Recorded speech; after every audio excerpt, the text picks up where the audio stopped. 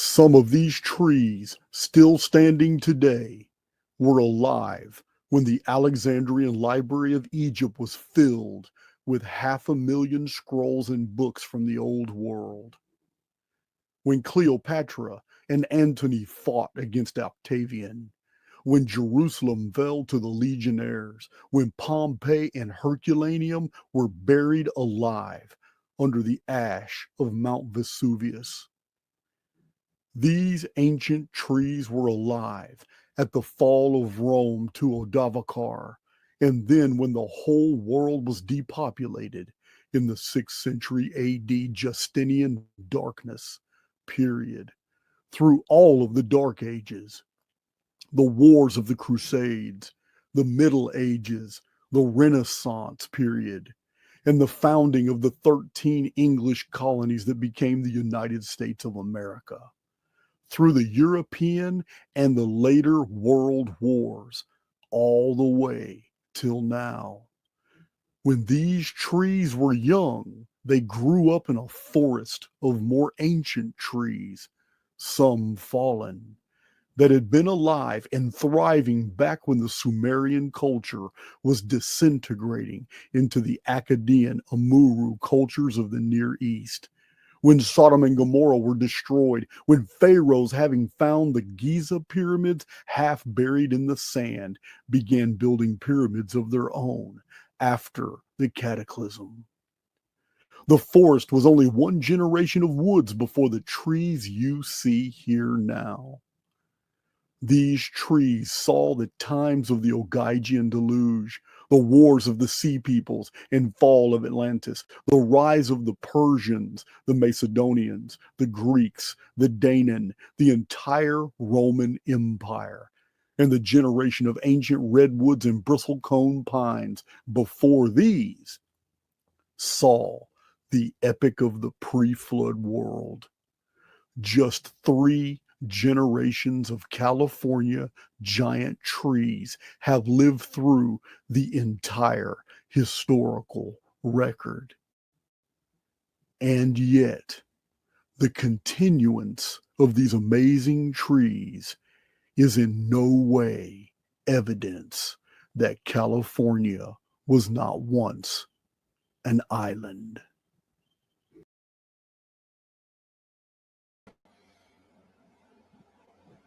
Oh, you heard that right. The ancient bristlecone pines that are in California, the redwood dawns, the coastal redwoods, the sequoia gigantes, these are not evidence at all that California was not once an island, and pretty recently in the past. We got some mind-bending material to go through.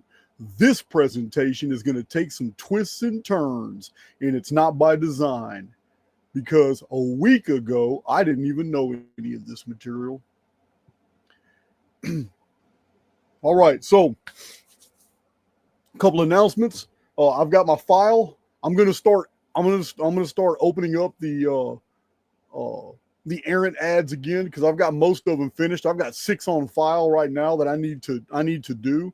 And then I'm gonna have more come in. But before that, I want the first batch to be put on Archaix.com, because that's what I said I was going to do from the beginning. I'm opening up a new page on my website where you can go and see nothing but errant ads, all the different stuff that the different errants have advertised right here on Archaix. So I will soon be starting up the new ad campaign for those who want their material put in my presentations. But I got to get these 6 people out of the way first, because they've been waiting. In Archaix, it's a joint effort between Cole and Big John and Cheryl and even excuse me. Oh my God, I'm so embarrassed. I'm terrible with names right now. She doesn't work for me directly. She's a private contractor. Elisa Chastain, she has her own YouTube channel. But even everything's an organized effort. Cheryl has just finished uploading the t-shirts. Oh, let me show them. Let me share my screen real quick before we get into this amazing presentation. Yeah, I'm even floored by what I found here. Yeah, this isn't going in the direction you think. I know a lot of YouTubers have presented California as an island. I get all that. I get all that. But never have I ever been accused of not going real deep in my presentations. And that's what I'm going to do with this one as well. We're taking it to a whole nother level. I'm going to show you some things other YouTubers have not shown you. So let's get to it. Some amazing stuff. I'll share my screen because I'm going to show off this new stuff. Shopify link is in the description box if you want any of the new, because I'll be wearing them. I'm ordering one of each one. I want one of each one of my own shirts. But I will be checking them out. So it is going down. Yeah, we got the new errant wears. They come in all different colors, all different sizes. Men's shirts, female shirts. Got the Our World Is Not What You Think Archaix shirt. You guys have seen those woodcuts. They're famous. Phoenix phenomenon. All different colors. I think it'd probably look better on black. Some people like white t-shirts, but I think all these patterns will look better on black. Leaving no bridge uncrossed in the pursuit of truth. Archaix. That would look good on a green or a dark shirt. I think all these would look better on dark shirts. Break free or die trying. Look at that dude jumping out that picture frame right there, and all the collective. They're not trying to get out the picture. Look at them. They're trying to hold on to him. It's Archaix. Another t-shirt. That's my logo in negative. We live in a photo negative of a real reality. There's my original design from the very inception of my channel. I drew that picture about 15 years ago, pen and ink. Here it is, Archaix, with our supercomputer right there. That's Cypher right there, guiding souls through one reset at a time.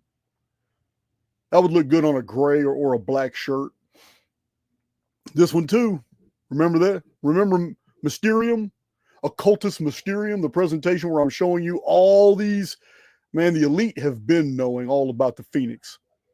What they know about the resets, it's all there. They know about the 138-year periodicity. It's all in that presentation, and it's all in alchemical treatises, woodcuts, and Renaissance art.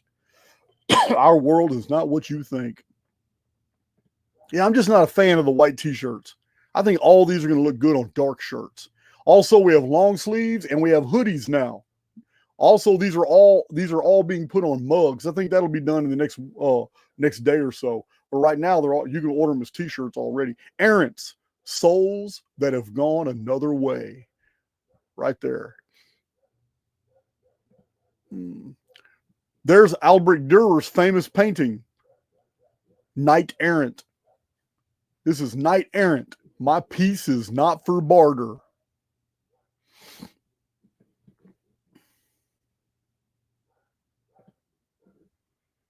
Archaix, we are more than we suppose ourselves to be. It's just 11 of them. Here's the last one, Archaix.com.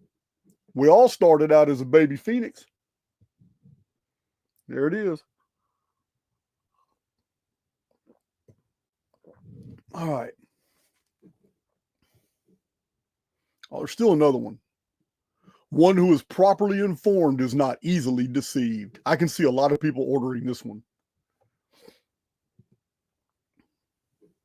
All right. So my little vanity commercial is over. Let me get this out of here. Don't believe I had anything else to share. Let me see. Man, we got some amazing. I'll be sharing the entire video, all the stuff that I've got here. Sharing the entire video. So the Shopify link is in the description box with the Cypher link. Listen, guys, we have made some amazing headway with Cypher. The new version that just dropped the day before yesterday is adapted for Windows and for Mac.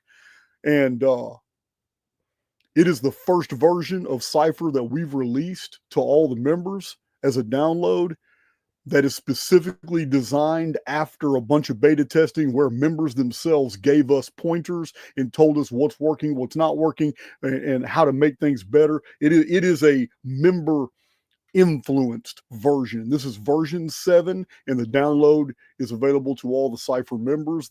If you're interested in the Cypher project, it's taken on dimensions of its own. Started off as 6 months. It may go on for longer.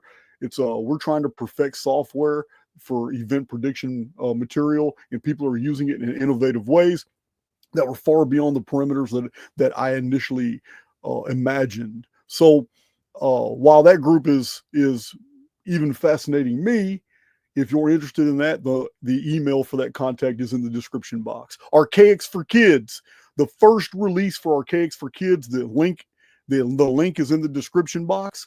If you guys have been paying attention in the last 3 or 4 days, I've been very busy, and I fixed all the links on archaix.com, and I fixed the Podia site. Now, every single Archaix Academy download is very easy to download. The 26 that are there are very easy to download. For some reason, those links have been corrupted. I've been very busy, guys, behind the scenes, getting a lot of things done. The Archaix for Kids is a download of 1,048 pages. Big John photographed them himself. It took a long time to get. These are all books from the 1800s and turn of the century. These are children's stories, nursery rhymes, and the artwork is amazing. But we're on, I think it was $9.66 for the whole collection of downloads. So that's my announcements. Now we're done. Let's get on with this presentation. Let's do it. The official narrative on California as an island in old maps. Man, we need to look at that. I'm already sharing my screen, so let's just go to it. Excuse me. Let's see what we got here.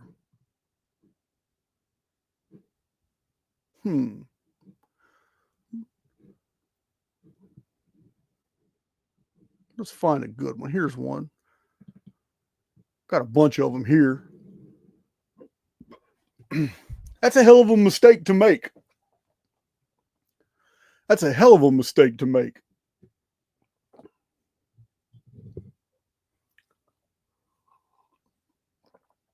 So let's explore that possibility.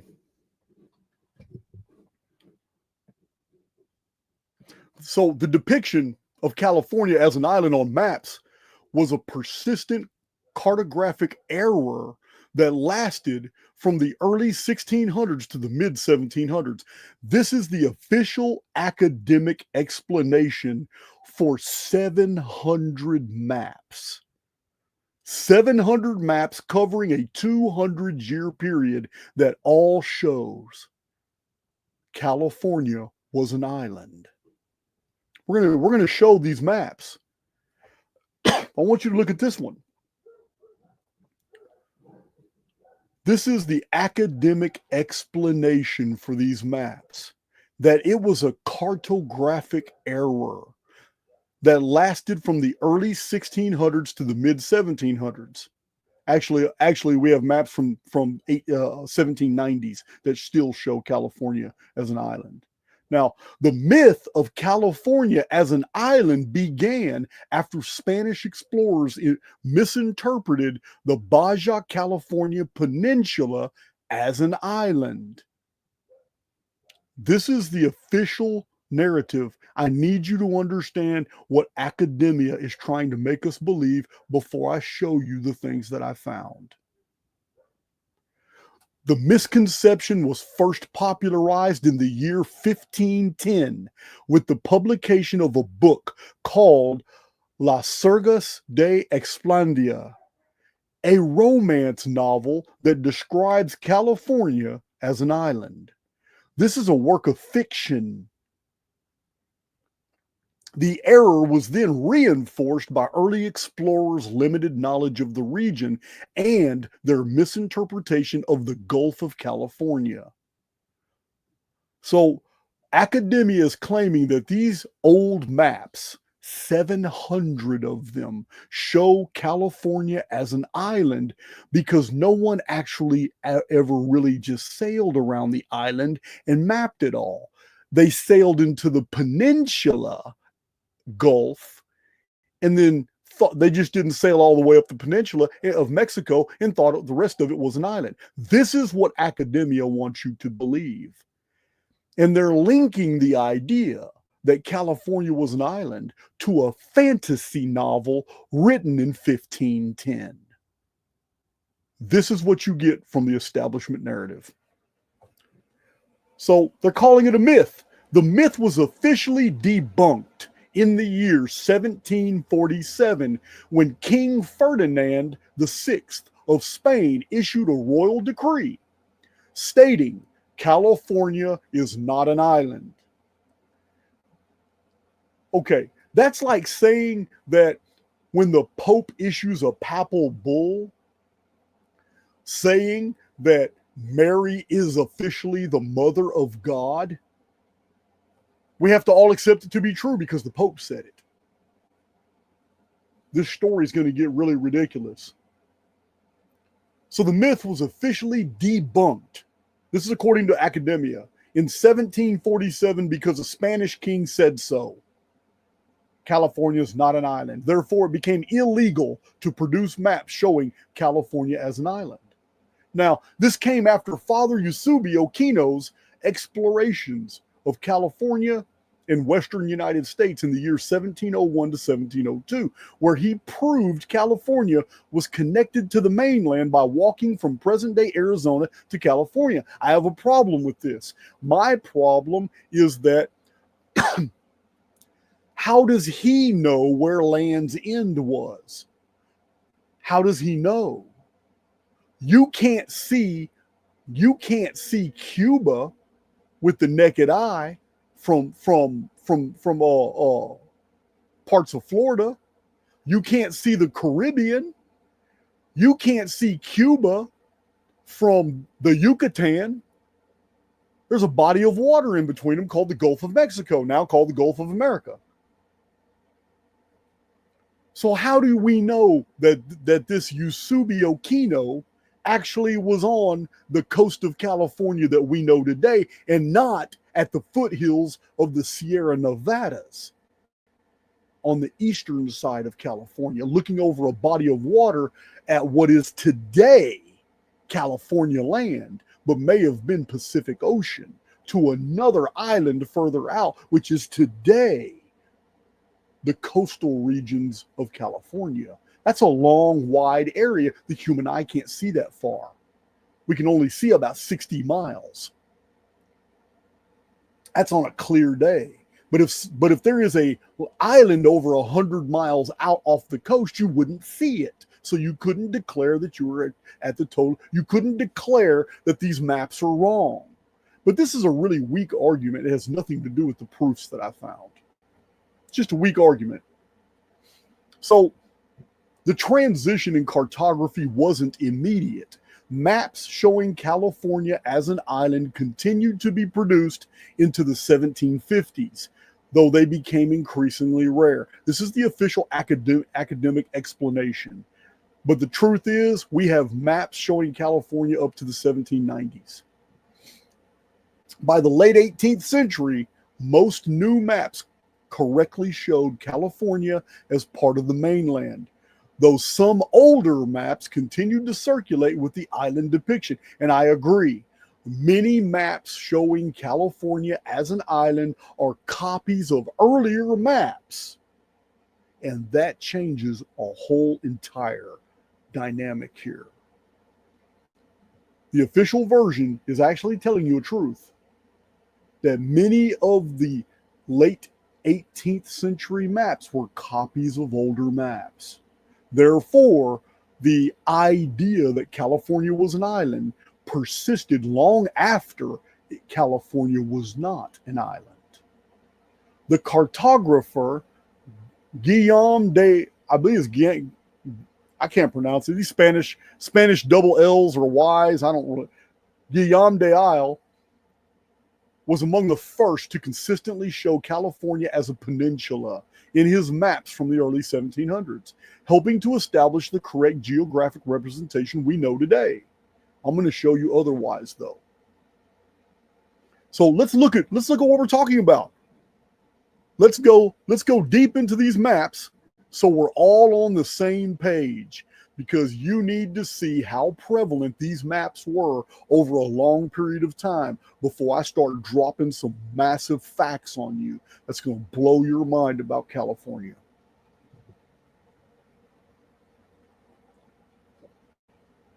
Thank you for that. It's a French version of, I thought it was Spanish, French version of William. That makes sense.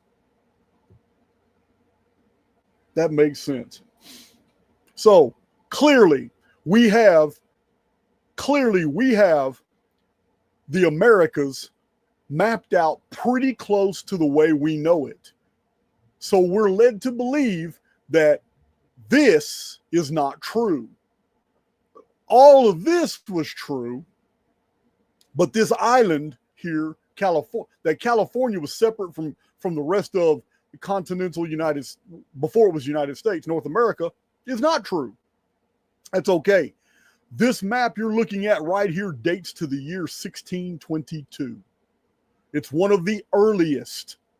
It's not the earliest, but it's one of the earliest. The earliest goes to 1602 that I can find that shows California as an island, or describes California as an island.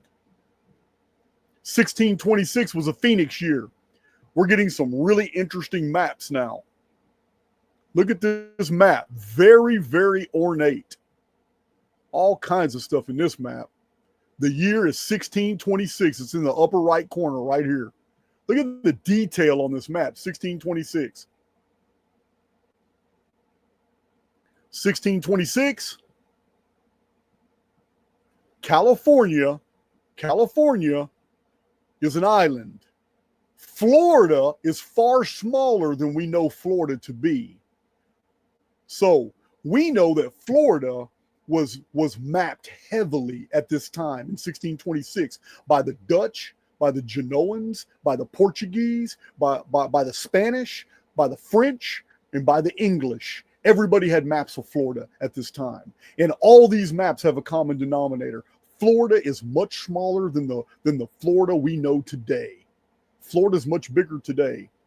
And the other thing is the other side of North America, California is separated. So we have two things going on in all these maps at the same time. Florida was much smaller. California was separate from the mainland. Next map. This map is also from the year 1626.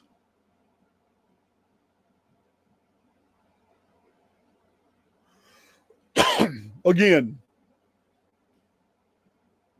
look at the size of the broken off North America island. Florida is thin. Florida is thin and smaller than the Florida that we know today. And there seems to be a lot more mass in the Caribbean and Cuba than we know today. Again, 1626, another map from the same year. California is separate. Florida is kind of tiny. Cuba's bigger than Florida.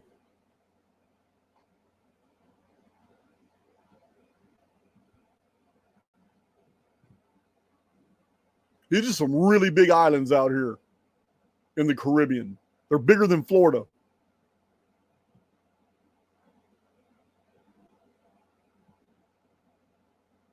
Here's a commemoration medallion. A lot of people think this is a coin.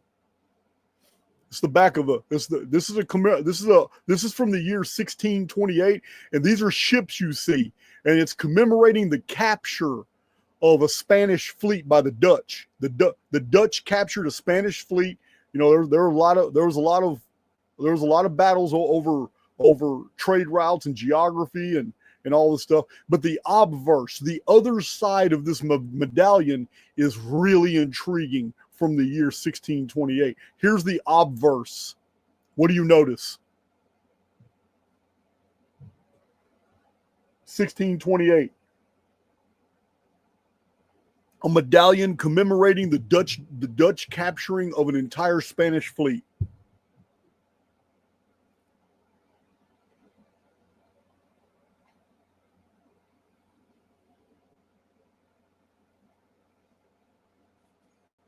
Okay, so we're not done, guys. We're not going to do this. Is just the beginning. Just the beginning. Here's another picture of the same medallion. No, actually, this is a different medallion. It's the same mint. It's the same year, same mint, but it's a different coin or a different medallion.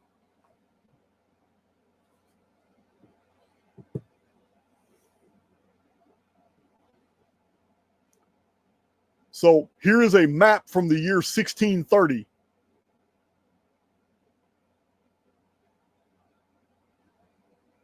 A lot of these islands and island chains off the coast of China and stuff, they're not to proportion. These are gigantic compared to what we know today.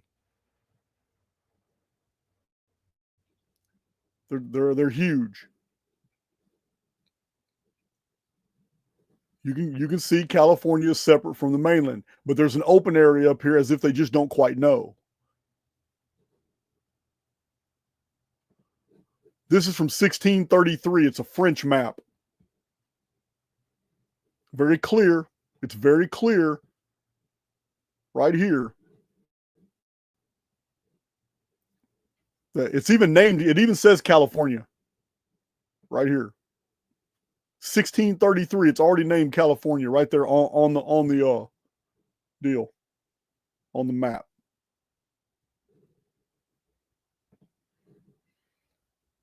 Here it is again. Here's a 1634 representation based off a map from 1612 that says California.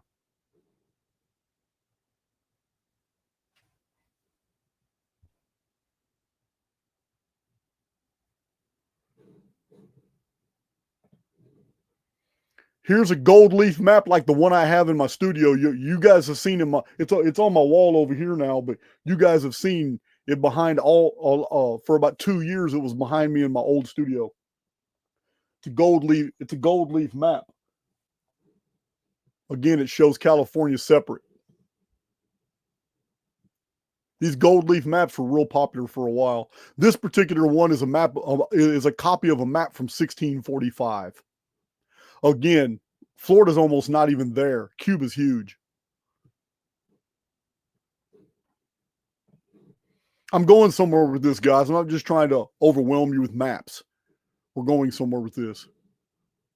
Like I said, we all need to be on the same page that through these years, it was a widespread belief that California was an island. Even if California was not an island at this time, it was a widespread belief that it was.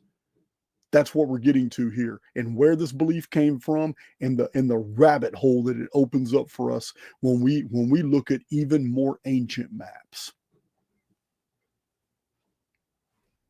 That's where we're going. This is like an aerial view, a polar view of the North Pole looking down right here. The reason this is very interesting because this map dates from 1648 right here. Even on this map, California is separate. That's the island of California right there on this map. It's from a different perspective. This is a circumpolar. This is circumpolar right here, looking down on the map of the world, almost like a flat Earth map. There's clearly South America right there, and clearly a landmass at the South Pole that covers the entire southern hemisphere is a landmass. You see it right here. That's what this edge is that they drew in here. There it is. Now, South America leads to Central America. There's Florida. It's very clear that that's Florida. It's very clear that's North America. It's very clear that that's the Yucatan, Central America. Therefore, we have California as an island right there. That's from the year 1648. In the year 1650, we have the cover page of a book published in 1650 showing this globe of the world. This is how it was represented in the year 1650. Again, the Western United States area is an island.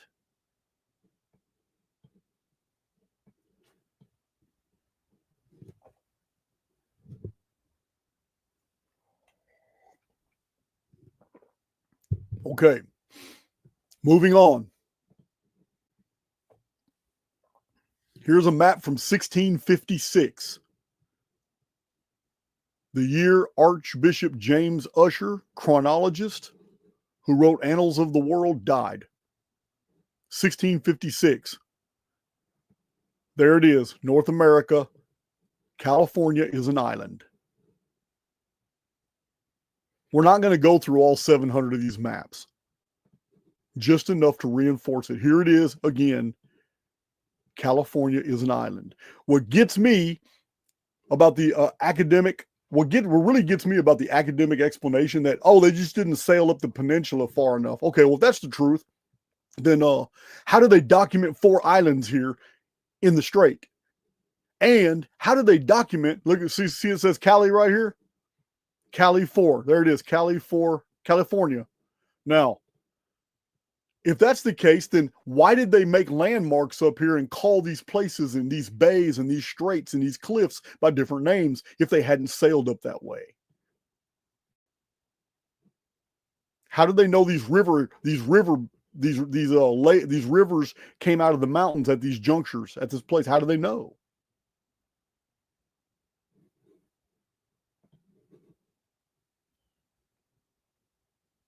Beautiful map. This is a very beautiful map. This is from the year 1666 when London burned, when the city of London burned. It's a real curious map. It's a real curious map. It's got a lot of codes in here. It's got a calendar wheel down here. Calendar wheels were popular for a short period of time. This is a calendar wheel here.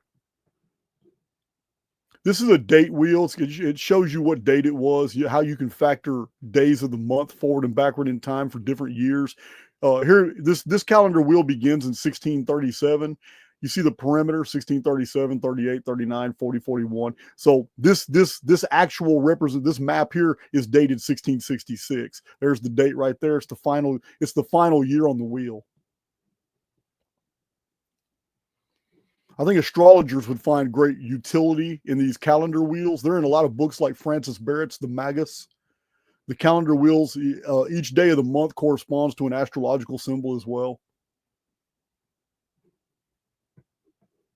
Some really cool shit in here.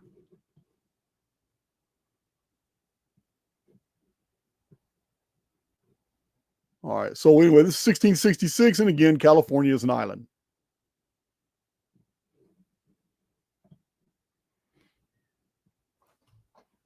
This is 1666 is also.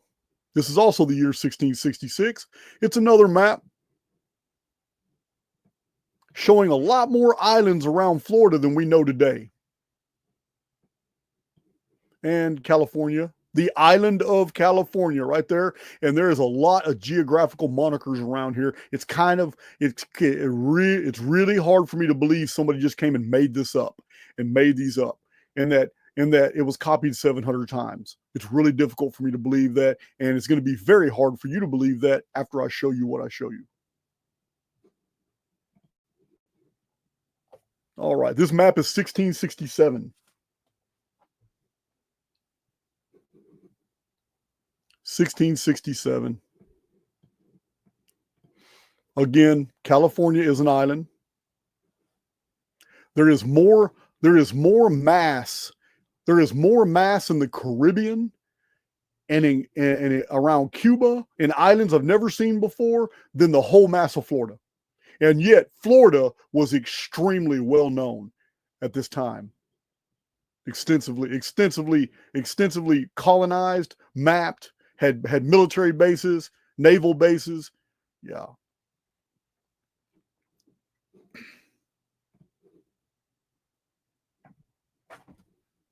(1687). This is a globular map from 1687 showing the vast emptiness of the Pacific. And of course, the western part of the United States was an island. This is one of the oldest representations of a body of water I have ever seen in North America at the Great Lakes, right there. Many old maps of North America do not have the Great Lakes.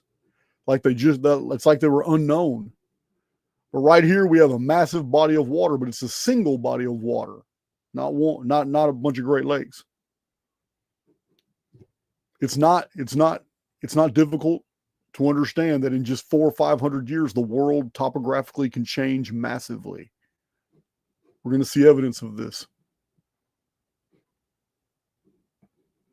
Again, California Isle. It's called California Isle right here. That's the name of it. In this map from 1682. The globe map I just showed you was 1681. This is 1682.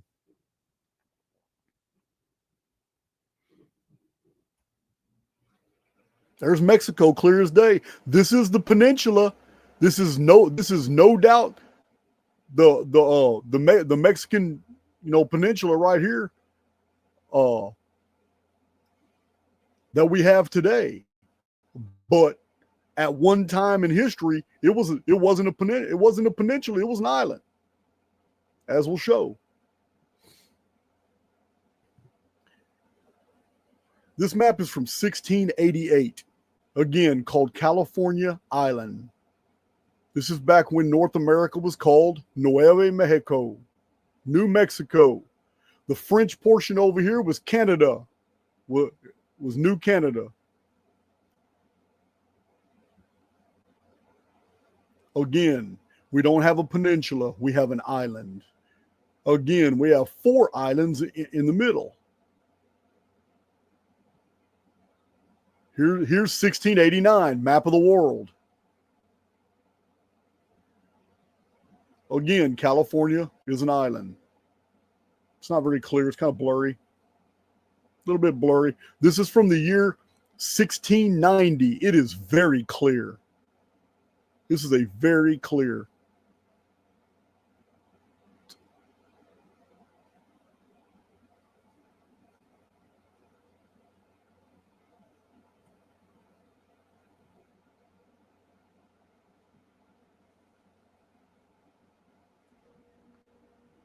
Whole West Coast is an island. I mean, the whole western part of the United States is an island. That would have been a massive island.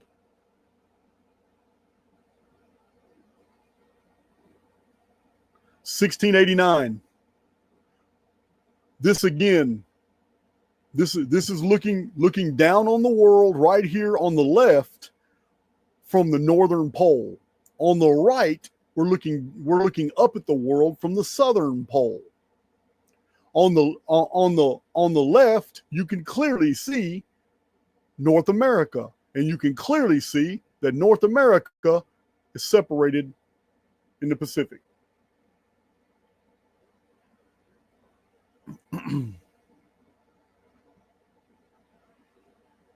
This map is from 1699. So there's the messed up. Where'd I go? Went the wrong way, didn't I? There it is. Got to be careful with this cursor. There it is right there. There's the date. America, Borealis, 1699. Lots of islands out here in the Caribbean, Hispaniola, the whole Mount Vincent, Martinique area, Bermuda Triangle, Cuba. It doesn't look like that anymore. And they got Florida looking like a stub instead of going out longer.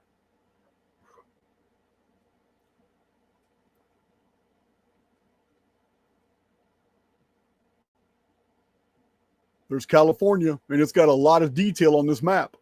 There is a lot of detail on this map.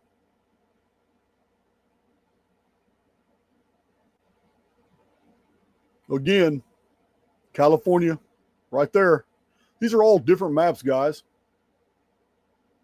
I got so many. I'm not going to go through them all. There's no way I'm going to go through all these maps. I'm just trying to I'm trying to hammer in a point before we move on to this presentation. Here's another one. Now, this map is really curious because of the story that it's telling. Let me find that story. This is from the year 1700. It is a map made according to ancient discoveries and divisions into continents and oceans. Really compelling narrative here.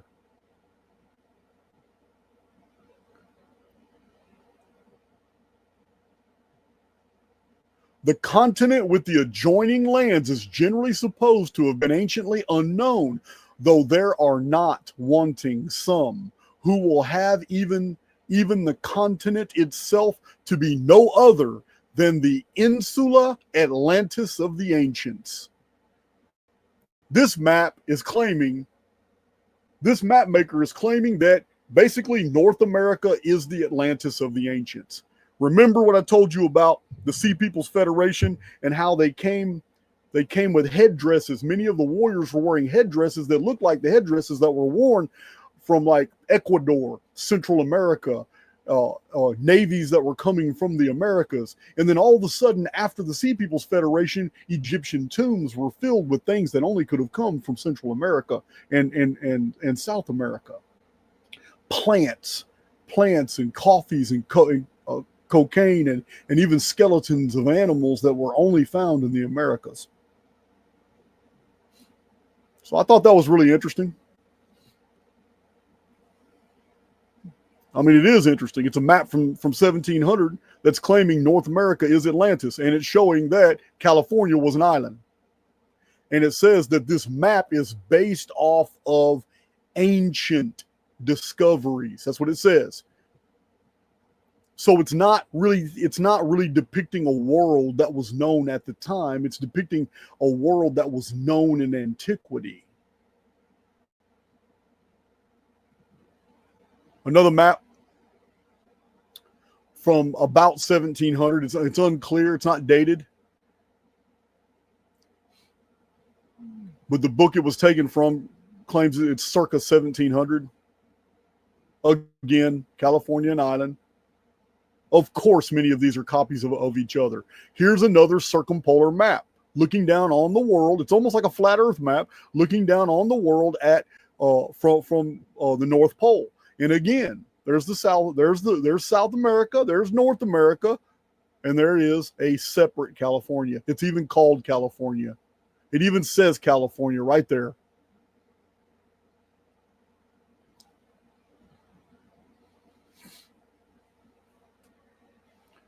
So here's a map from about 1700 again. It's another circa 17 map. This is all Spanish. Hispaniola, Cuba, Castile, Hispania, Panama, Mar. This is all Spanish. Nova Mexicana, Virginia, Carolina. Okay, so California right there is a map. California is totally separate. Here's another North Pole map. And again, California right there is separate. You can see it's upside down. There's Mexico, there's Panama, there's the Yucatan right here, there's the Gulf of Mexico, there's Florida, Cuba. This is upside down. There is California, separate. Here's an interesting map because here's the known world. Here's the known world at the time.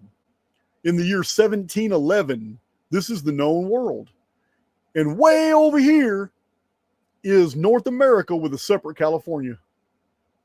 On the map, it even says California. So we don't have to make anything up here. We don't have to make anything up.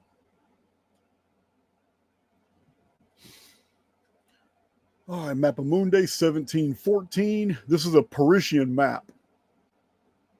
This is a map that was made available in Paris.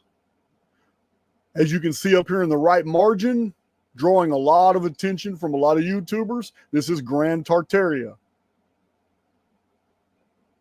I still got people upset with me about my Tartaria video. I still got people triggered with me. They don't even understand. Some big old white guys from the interior of Asia that impressed the hell out of the Mongols came in and organized all the Mongol tribes into a fighting force. It took 10 years for Genghis Khan and his men to organize these guys into a major fighting force. And the biggest tribe and the most warlike tribe among them were the Tartars. But the leaders of the Tartarian forces that ended up taking over most of China and Europe and half of Europe and all of Asia, those were big old Caucasians, chieftains. And this is commonly known in the historical record. All right. California over here all the way to the left, separate island, 1714. Here's a map from 1720. Look at that detail. This is from 1720.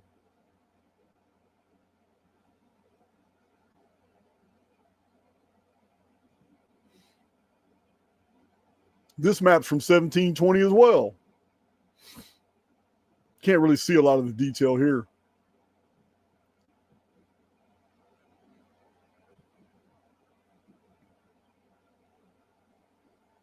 This map's from 1721. You see they're getting better and better with their map making skills. Artistic, different perspectives. There's California, clearly named. California is a separate part of North America. Florida's got a really weird finger coming all the way down, which it does not possess today. This is not the shape of Florida that we know. And yet Florida was heavily mapped at this period of time. Every square mile of Florida was known at this time.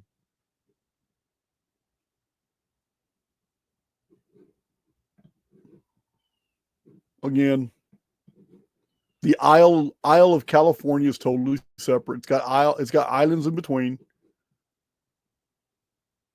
Yeah, man, it's got whole places all over the island mapped out and they got names. That's a lot of detail on that map for it to be imagined. But that's okay. We're going to go until we see otherwise. We're going to go with the official version that all this was made up in 1510 in a romance novel, and then map makers whose lives were on the line, who could be beheaded for giving wrong information if it was proven that they did it, carelessly. Yeah, these 700 maps were made. That's just 700 maps that we have today. Many maps. You have to understand how many thousands of maps have disappeared from the world with the thousands of ships that were sunk in battle, warfare, and storms. Even despite all that, just the archives of Europe has provided us 700 maps with California as an island.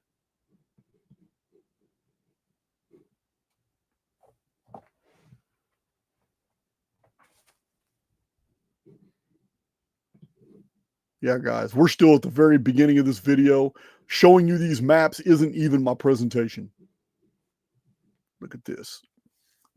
Calling it Albion. Here's California as separate. This is a 1725 map.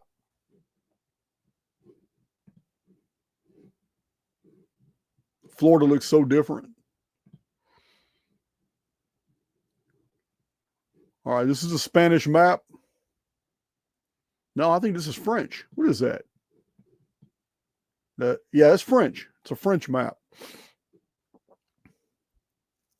Again, California is an island. You don't think the French that were all the way, the French were trying to take everything first.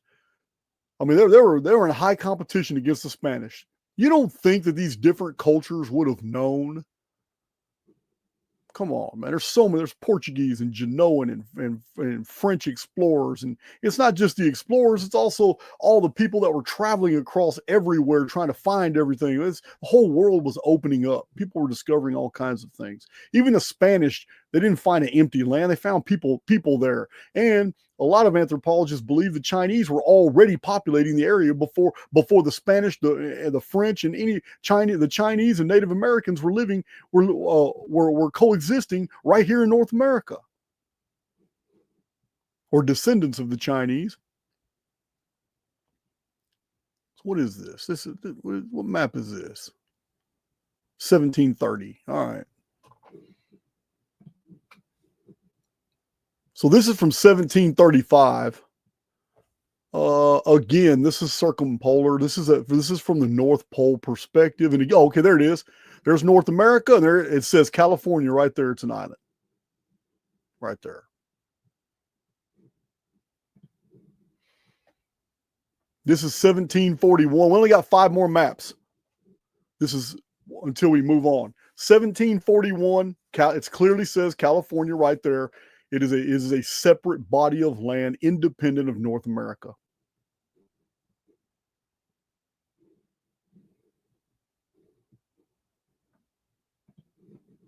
Again,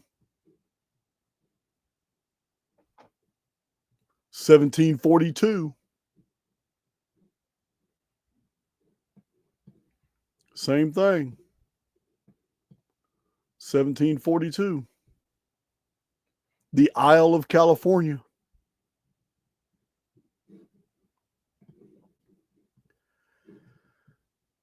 1745. It's like a whole nother continent itself. California. It's huge.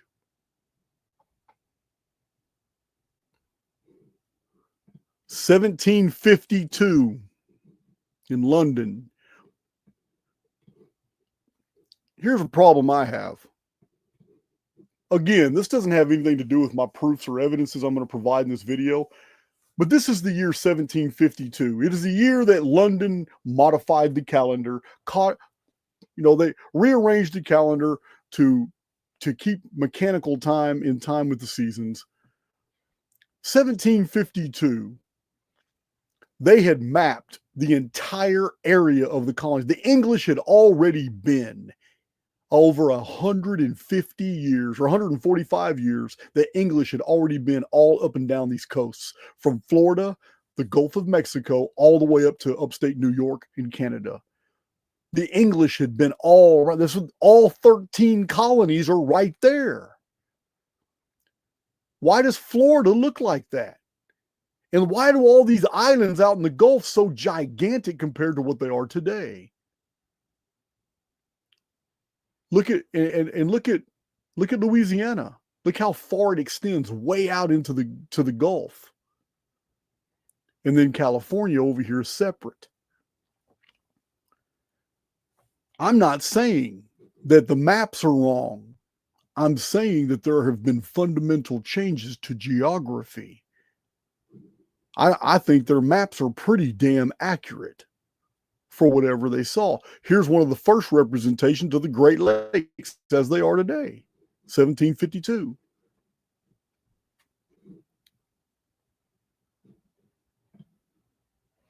And the last map we'll look at right here is 1790. This is the year 1790. 1790. This is the Yucatan, Mexico. California is a separate island. It even says California down the length of it. 1790. So I'm not going to show 700 maps. Just not going to happen.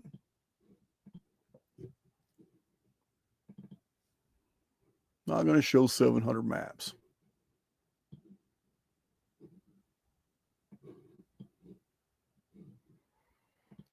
But what I am going to show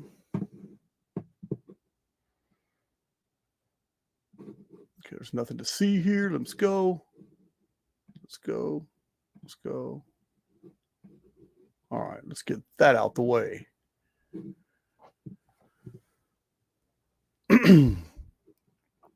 So go back to our original Dutch map. Let me find it real quick.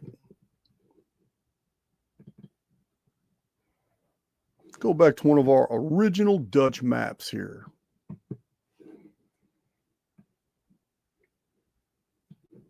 All right. So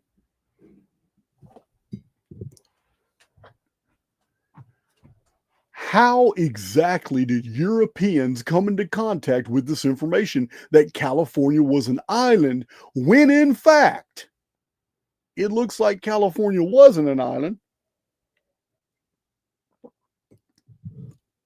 the entire time that the Europeans were exploring?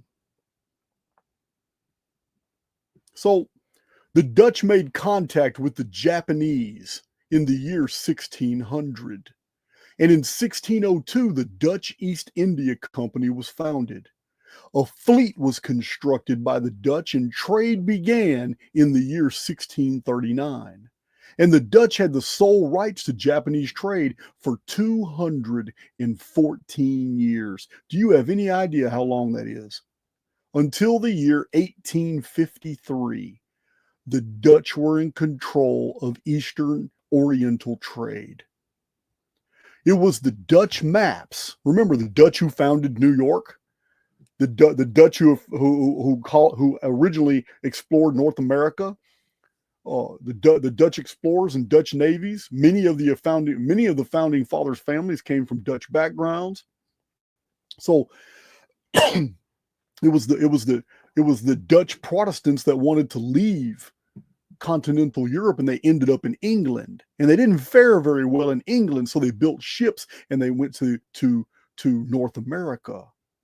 Yeah, the Dutch had a lot to do with the founding of the 13 colonies. So for 214 years, the Dutch East India Company had contact with the Japanese and then the Chinese over and over and exchanged information and trade, and the Dutch became extremely rich because all trade with Europe went through the Dutch East India Company ships. It was with the Dutch maps and the copying of Dutch maps during the East India Company period exploration that had cartographers showing California as an island. But the enigma here is that the first European explorer to document California coast shows it to be a peninsula and not an island. This being 1553. Let me show you the picture.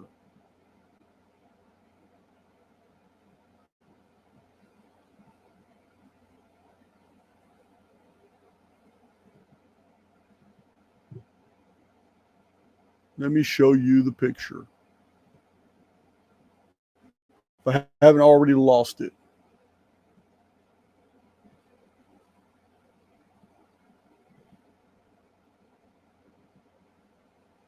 This is,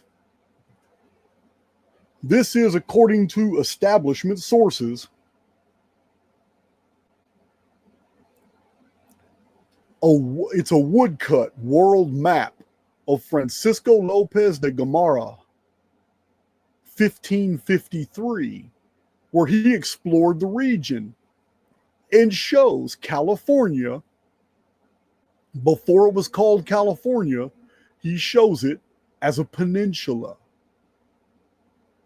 So we could turn this over and look at it. I know some people are going to have a problem. They're trying to say that this is a Spanish map of the world and that this would be Mexico right here where the red circle is. And that is going to be, this is the establishment here telling us this, academia, and that this area here, you see it says Mexico right there, Mexico, that this is the peninsula that we know of as California today. If that's the case, what is all this?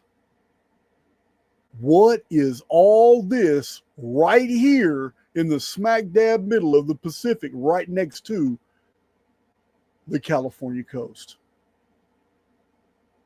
The establishment is using this map as its evidence that California has always been a peninsula. My problem is what is the rest of this map depicting if that's the peninsula and it's that close to the western seaboard of the United States? What are you not telling us? Now, we can go ahead and just accept it as what it is. In the year 1553, California was just a peninsula and there was no island there yet. That's cool because what I'm going to present has this right here would never overturn it. But I'm willing to give that argument to the establishment, even though it's really, really weak. And they haven't explained what all this other stuff is right here next to California. So it's a really weak argument for the establishment, but we're still going to give it to them because it just doesn't matter.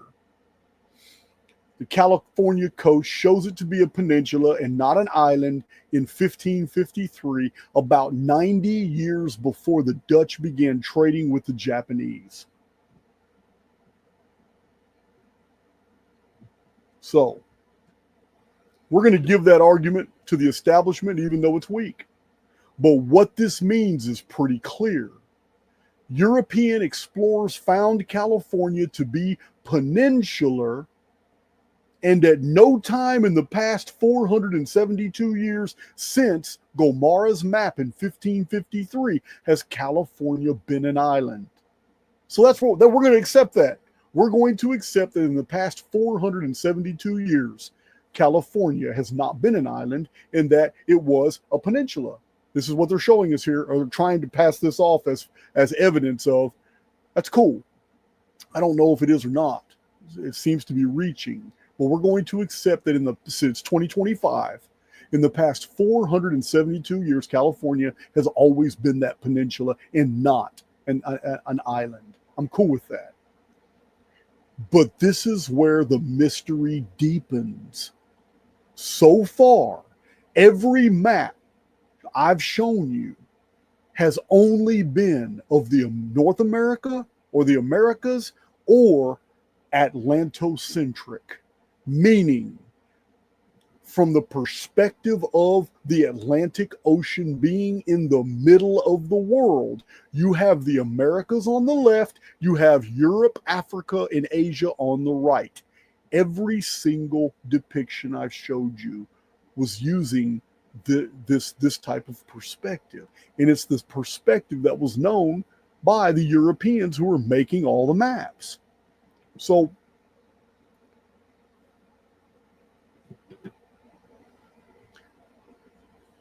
we have other maps that are lesser known. They're rarely showed by anybody. They don't make sense. But they're Pacific-centric maps or Pacifico-centric. They don't use the Atlantic as the center of the world. It is the Pacific Ocean that separates the two halves of the world. It's a different style of cartography. Let me show you a particularly interesting one.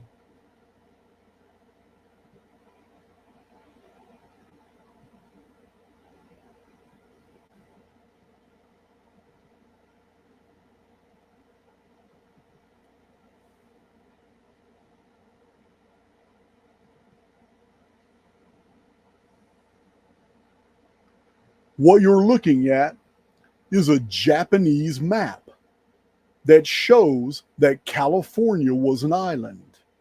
The existence of this map and its Pacific-centric perspective is strong evidence that the origin of the idea of California being an island was not European, but that the Japanese told this to the Dutch of the East India Company, and from them, cartographers all over Europe copied this revelation. So where did the Japanese get the idea? This is Florida right here with its islands. There's Cuba, clear as day. This is all Japanese. There's Mexico. There's the Yucatan. There's Panama. There's South America, clear as day. And right there on the west coast of North America, where the United States is located, is a huge island covered in Japanese letters. I wonder if it says California.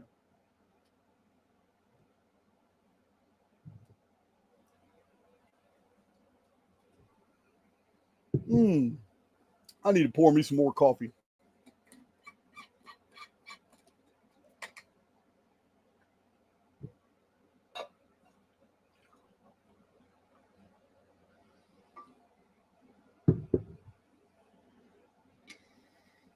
Oh, we're not done. This ain't even my proof.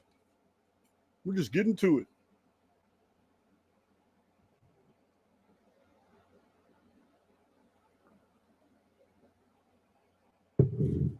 Love that coffee. All right, there is California separate. It's an island in an old Japanese map. Okay.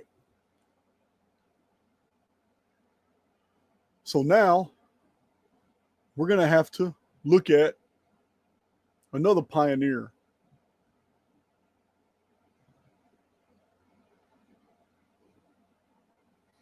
Years ago, I read the book by Gavin Menzies, 1421, the year China discovered America. It's a fascinating book. Historian Gavin Menzies, in his monumental work of research 1421, shows that the massive fleets of China set out to circumnavigate the world in 1421. He also shows evidence that they had attempted to do so before that as well. But the main voyage was 1421. So they returned, or some of them returned in 1423. Their documented return is the only way another stunning piece of evidence comes into our possession concerning California. It's a Chinese map.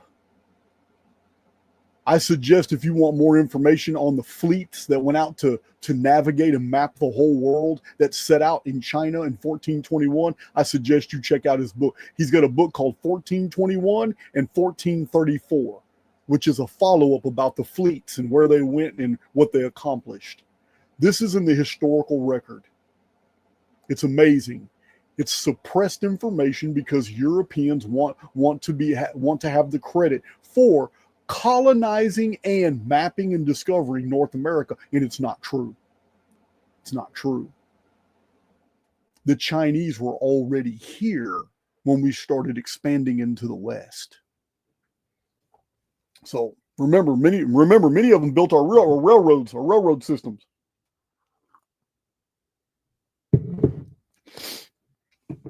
Let me show you the map for 1421. Gavin Menzies, excellent book. It's a big book. It's a real big book.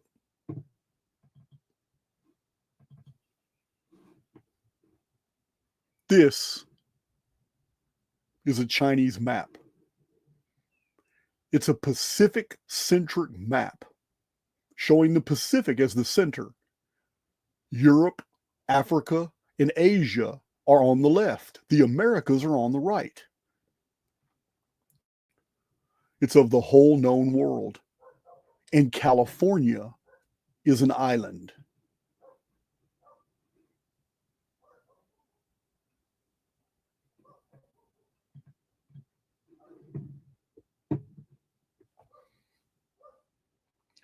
This map reads that the original was made by the Admiral Zingi or Zinge. I don't know how to pronounce it.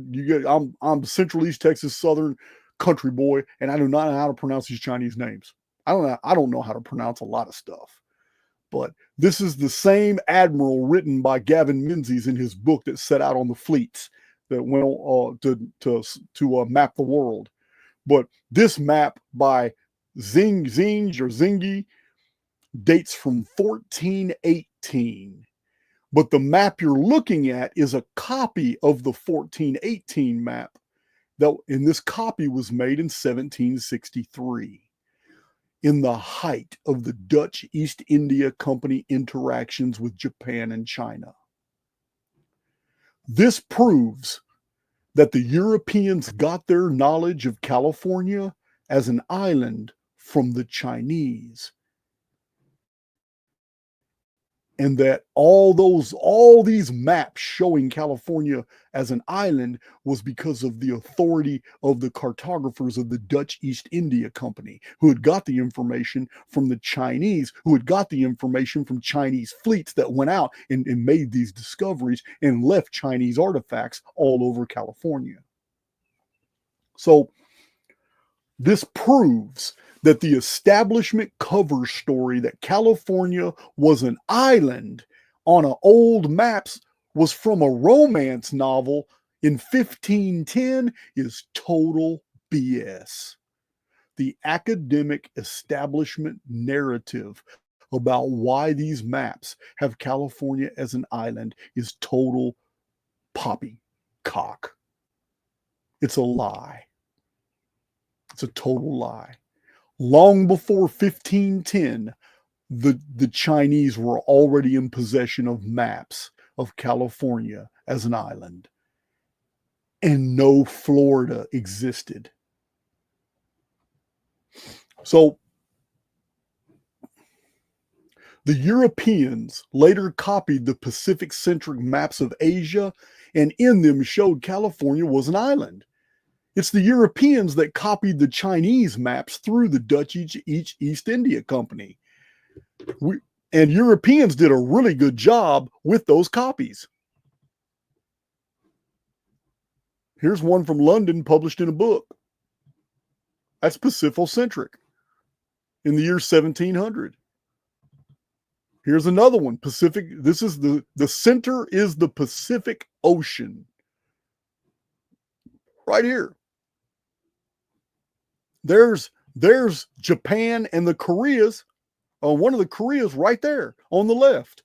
Right across the Pacific is California Island.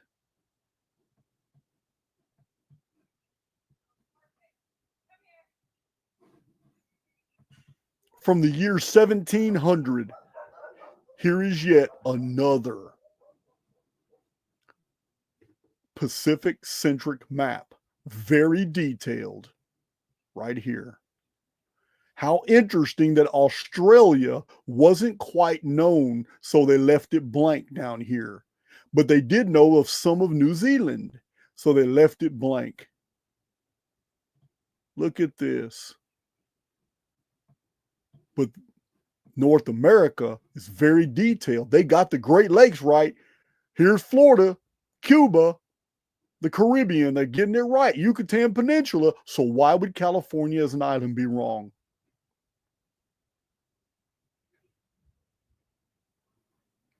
Now, I'm not saying in 1700 California was an island. I'm saying that a map that was made in 1700 is a copy of older maps that were accurate that had California as an island, as we have seen.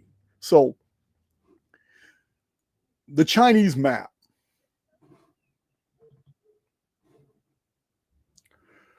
This means that 607 years ago, the Chinese mapped a gigantic island off the coast of present-day California, long before any Europeans ever showed up. The rest of their world map is very close to the shape and dimensions of the land masses of the world. So why would we assume that they were wrong about this gigantic island? This means that in the 135 years from 1418 to the making of the original Chinese map showing California as an island, to Gomara's map of 1553, where the academia is claiming that California was a peninsula, is 135 years. In that 135-year period, something changed the topography of California to give us its present geographical dimensions. Half of California quit being an island. It drained out. If I were to venture a guess, I'd say it was the year 1488, which is a Phoenix year on the 138-year timeline. But this is not a Phoenix video, so we're going to move on. We're going to move on. We're going to move on to some more profound evidence, because our greatest evidence that California was an island doesn't even come from maps. Let's get to it. Let me find another file. That the world has changed quite a bit. Can't be argued, guys. I mean, I don't know how accurate these maps are. But it shows a massive anomaly in South America that's incredible. Look at that. Martin Leakey has showed a lot of these maps before. Again, some massive anomaly right there in South America. Even the Amazon was all mapped out. There it is. Look at that. Massive anomaly over here.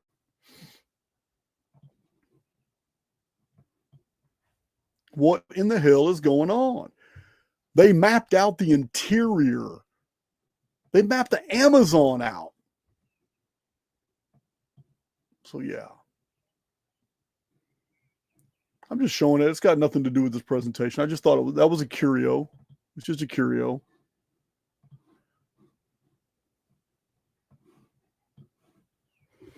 Just a curious.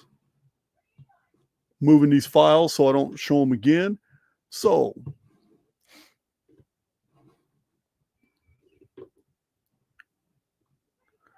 I started this video off with these giant trees. The giant trees they're amazing.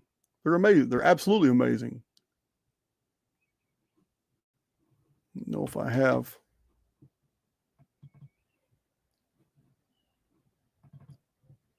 So look at the size of these trees. California. The reason I showed the trees in the beginning is because this is the chief argument for California not being an island. Because it's well known, the bristlecone pines, the giant sequoias, the redwoods, the dawnwood trees, the coastal redwoods, that they're on average 15 centuries to 25 centuries old. This is 2,500 years old. And they didn't just appear 25 centuries ago. There would have been fallen trees, broken trees, saplings, trees of different ages. Therefore, as I showed in the intro to this video, all it would take is 3 generations of these trees, and it covers the entire historical record from the pre-flood world all the way to today. Just 3 generations of these giant trees. So the national parks and preserves where the gigantic redwoods, sequoias, and bristlecone pines are located give us a great clue as to the history of the geography of California. So Tahoe National Forest is 1,500 feet above sea level, up to 9,000 foot. Stanislaus National Forest, up to 11,000 foot. Yosemite National Park, up to 13,100 feet. Sierra National Forest, up to 13,000 feet. Inyo National Forest. These are all California. These are all national forests that contain these gigantic trees. Inyo National Forest, the highest point in the contiguous United States. So, Sequoia and Kings Canyon National Parks up to 14,400 feet. Sequoia National Forest up to 12,000 feet. This means that all of these truly ancient trees have never been in any danger of flooding. At the lowest elevation possible for any of these trees is 900 feet above sea level in the Sierra Nevadas. The average elevation these trees are found in is 5,000 feet above sea level. So you cannot argue that the gigantic trees and ancient trees of California are proof that California has never been an island. Because what I'm going to show you now is actually evidence that their existence supports that California was an island. Let me show you some really interesting. Go back here and show you some more interesting stuff.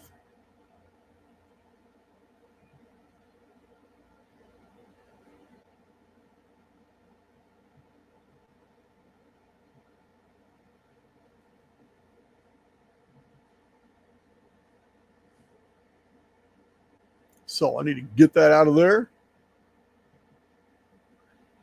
Here are the only 2 spots. These are the only 2 geographical locations that these trees can be found. Giant sequoias, coastal redwoods, right here. Do you see this pattern here? This is where the giant trees are found. The giant sequoias are extreme high elevation. The coastal redwoods are at low elevation up to high. They vary. They vary.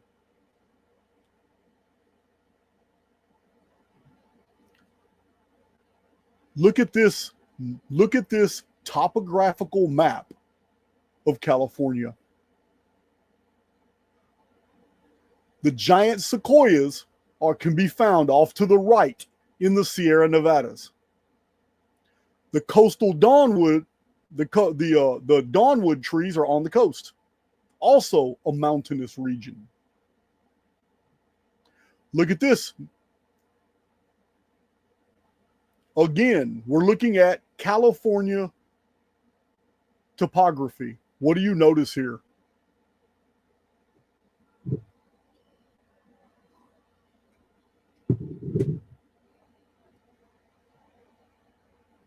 What do you notice? This is the location of the trees. They're all in these high mountains. This map is the bristlecone pines, 2,000-year-old trees, right here. They're only in these 4 locations, and they're all right there in the White Mountains of California.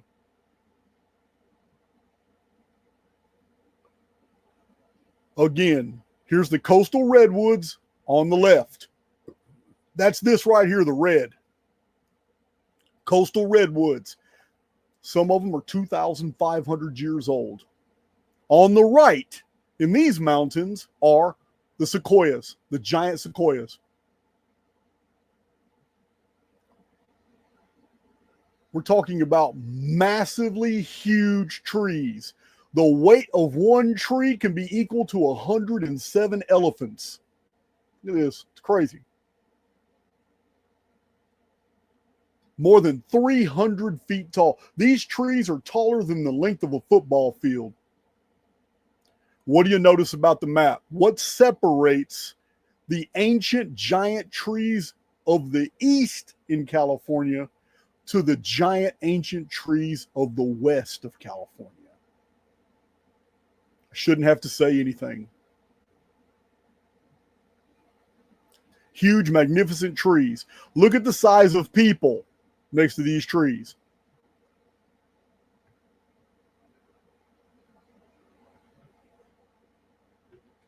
Again, here's another topographical map showing in red on the left where the distribution of the dawn redwoods, coastal redwoods, and the distribution on the right. There's just patches of them.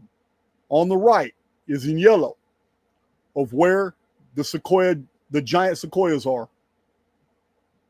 And further north up here in the White Mountains, further north up here in the White Mountains outside of Sacramento and all that is the bristlecone pines. Coastal redwoods are gigantic. There's people right there at the bottom. Little bitty people.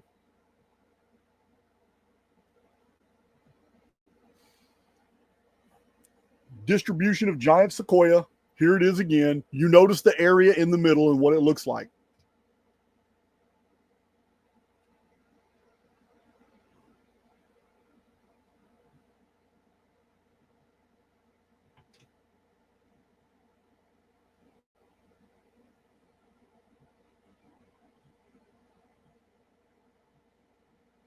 All right.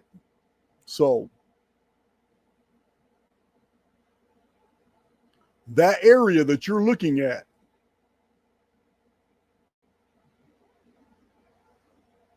we're going to look at it. We're going to look at it now as US Geological Survey. Here's the US Geological Survey. This is a topographical map right here of that area of California that separates the most ancient trees in California. There's the area. This is, and you'll have to look, I'm not a Californian. I don't even know how to pronounce it. Joaquin Valley, San Joaquin Valley. Is that it? Joachin. The San Joaquin Valley. I'm just going to say it that way till you guys correct me.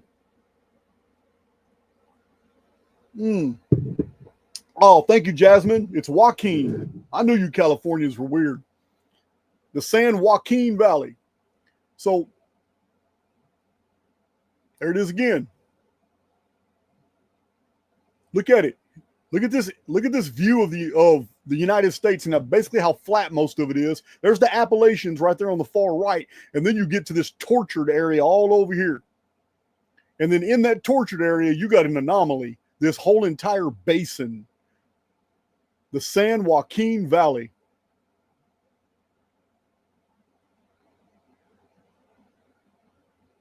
This is all US Geological Survey.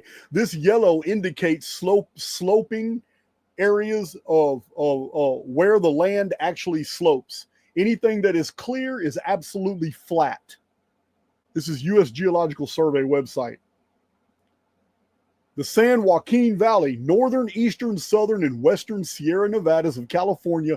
These are packed with national forests, national monuments, national and state parks.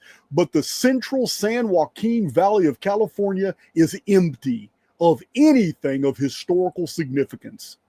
There are no structures, there's no dolmens, no standing stones, no totems, no menhirs, no cromlechs.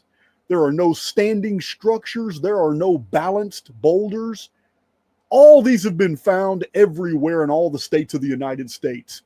Buried chambers, stone flagged chambers that were used for protection in mounds that are real popular like in the United Kingdom and on the East Coast. But right here in the San Joaquin Valley, nothing at all. Anthropologists claim that this entire valley was home to 20,000 nomadic Yokuts. I don't know how to pronounce that. It's California, so it's going to be pronounced something unusual. Yokuts. But it says they left behind nothing but arrowheads, flints, and stone bowls, pewter, stuff like that. But that's the entire world. It's called Neolithic artifacts. Neolithic artifacts are found over the entire world. But these Neolithic artifacts they're claiming are from the Yokuts, which we know anthropologically, according to the establishment, have been there 15 centuries. I don't know that. So, in fact, the vast valley, this vast, huge valley surrounded by national parks, national monuments, and state parks. They totally surround the entire valley. But in the valley itself, there are only 2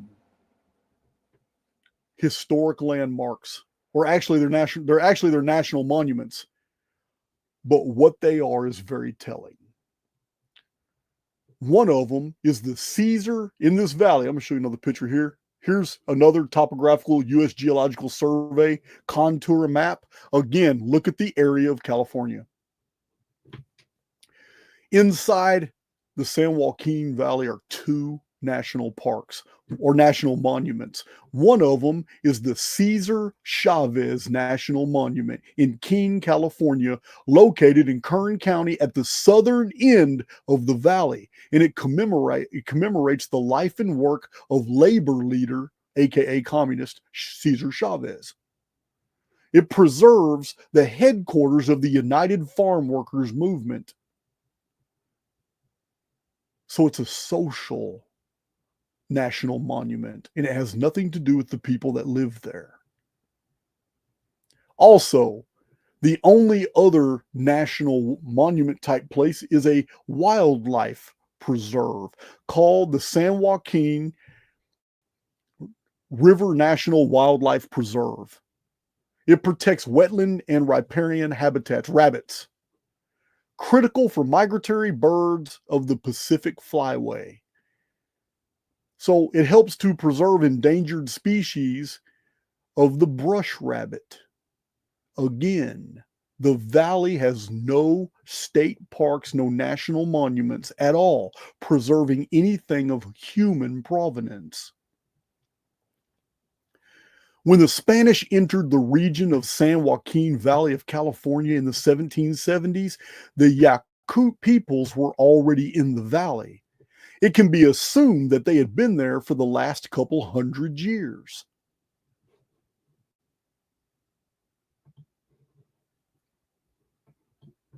Look at that area. This is the valley. Here's another US Geological Survey contour map. Again, look at that area. The peninsula of Mexico, the peninsula of California is at the bottom right here. The little finger that creates the peninsula. There it is right there, more prominent. There's the finger. It's far north of the finger, way up here by San Francisco Bay, that we have this massive valley prominence. And gigantic trees on the left and on the right. Here's another contour map. Right here.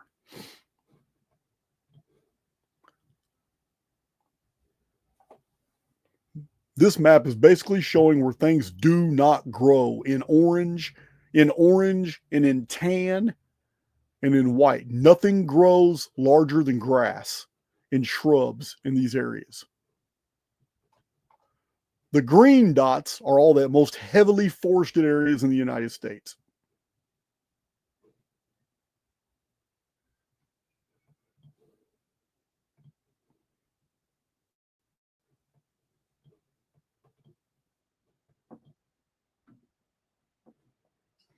I didn't make these maps, guys. Not everybody in California is bad. Birdie Bear, I agree. I agree. Californians are just like everybody else.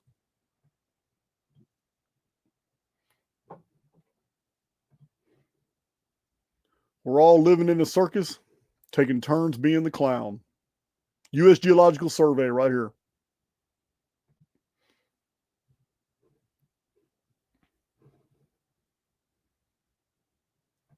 Most heavily forested areas today.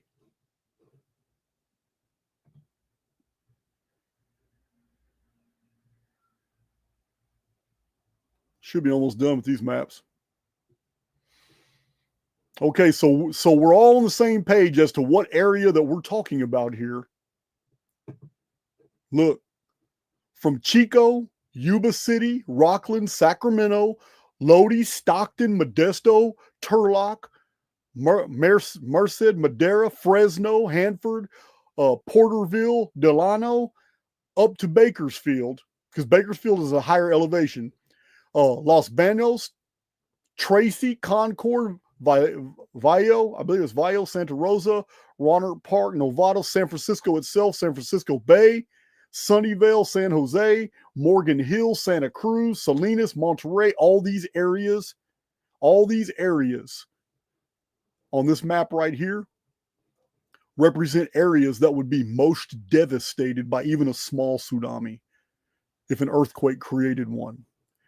This entire basin is predicted to fill with seawater under the right earthquake conditions. This is on California's own website, .ca. Here's a bigger area.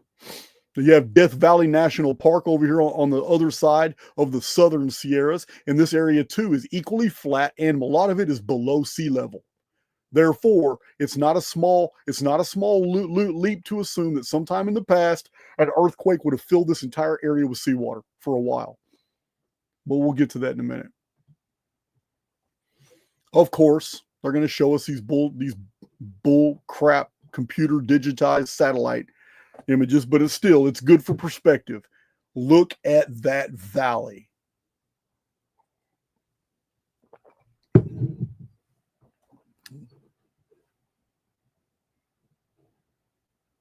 So, moving right along.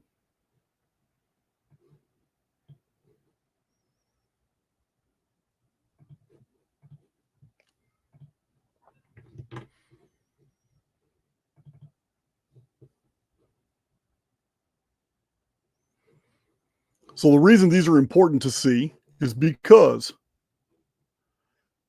California's own website, official website, california.ca, It's already showing all kinds of predictions of what the future California is going to be looking like. All it takes is the right earthquake and a small tsunami, because there's nothing in the San Francisco area that can stop the breach. The interior of California will it's going to flood. So here's what they're saying California may look like. I'm thinking this is very conservative, because with earthquakes, we always have subsidence and upheaval, and it's very hard to predict exactly where these things are going to happen or what it's going to look like. But this is a sea level rise prediction map right here. And when you look at this, it's pretty compelling. Look at California. Look at California. All it takes is the area of Los Angeles from an earthquake to go underwater, and you have California as an island.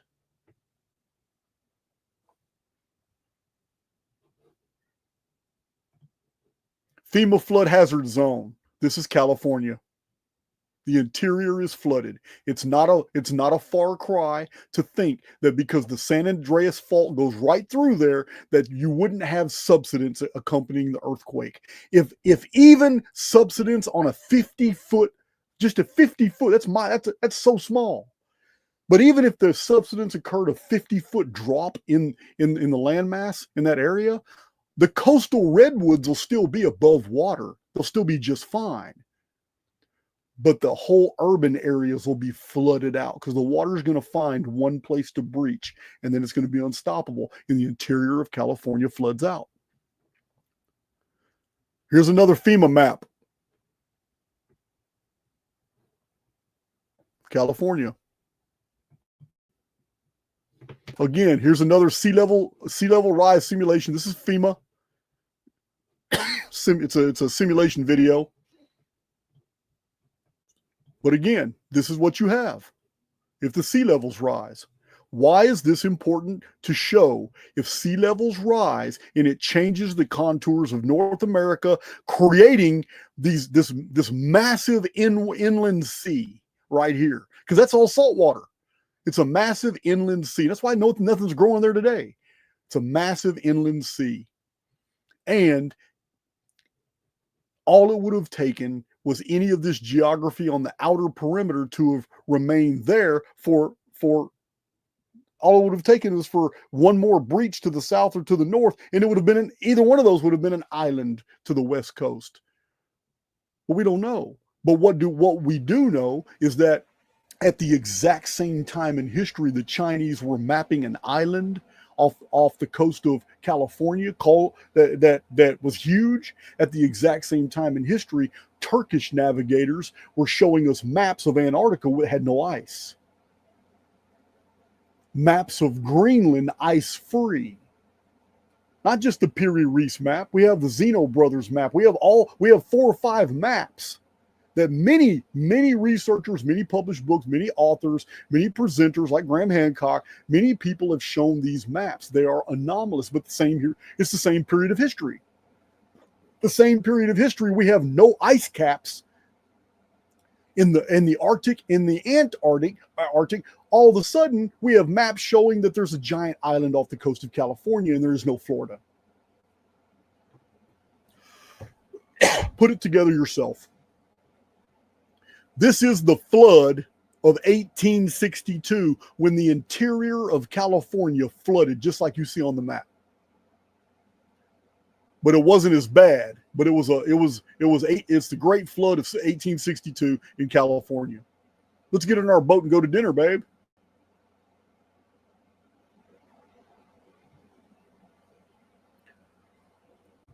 Here's the whole interior here, which was filled with seawater, which separates the giant sequoias of the Sierra Nevadas and the bristlecone pines and separates from them from the dawn redwoods, the coastal redwoods that all survived just fine. Why? Because they didn't flood out. They wrapped around an inland sea that had completely flooded. And one of those peninsulas was actually was actually because the San Andreas Fault's right here. If the fault line would have raised up, a whole area of the Pacific right there would have been an island, exactly the way it's shown on maps. Here's the San Andreas Fault. That fault line connects two plates. All it takes is one plate to rise and one plate to sink just a little bit, and you have your island out there in the Pacific, and you have a flooded California. Doesn't take much. More FEMA maps.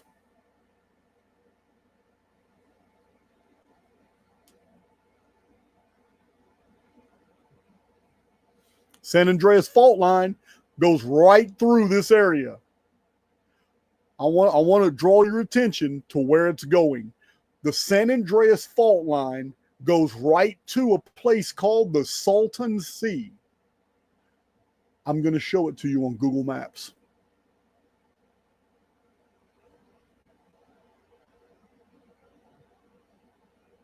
This is the San Francisco Bay Area.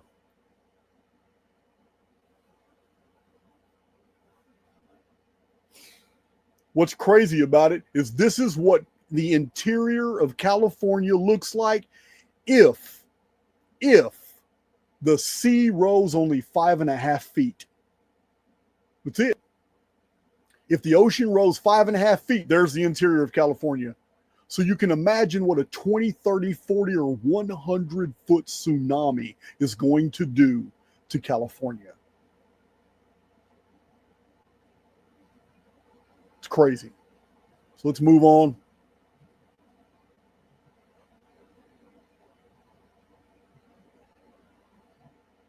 I need to see something real quick.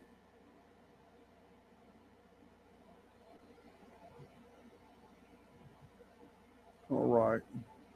Just a second, bear with me. I want to show you this.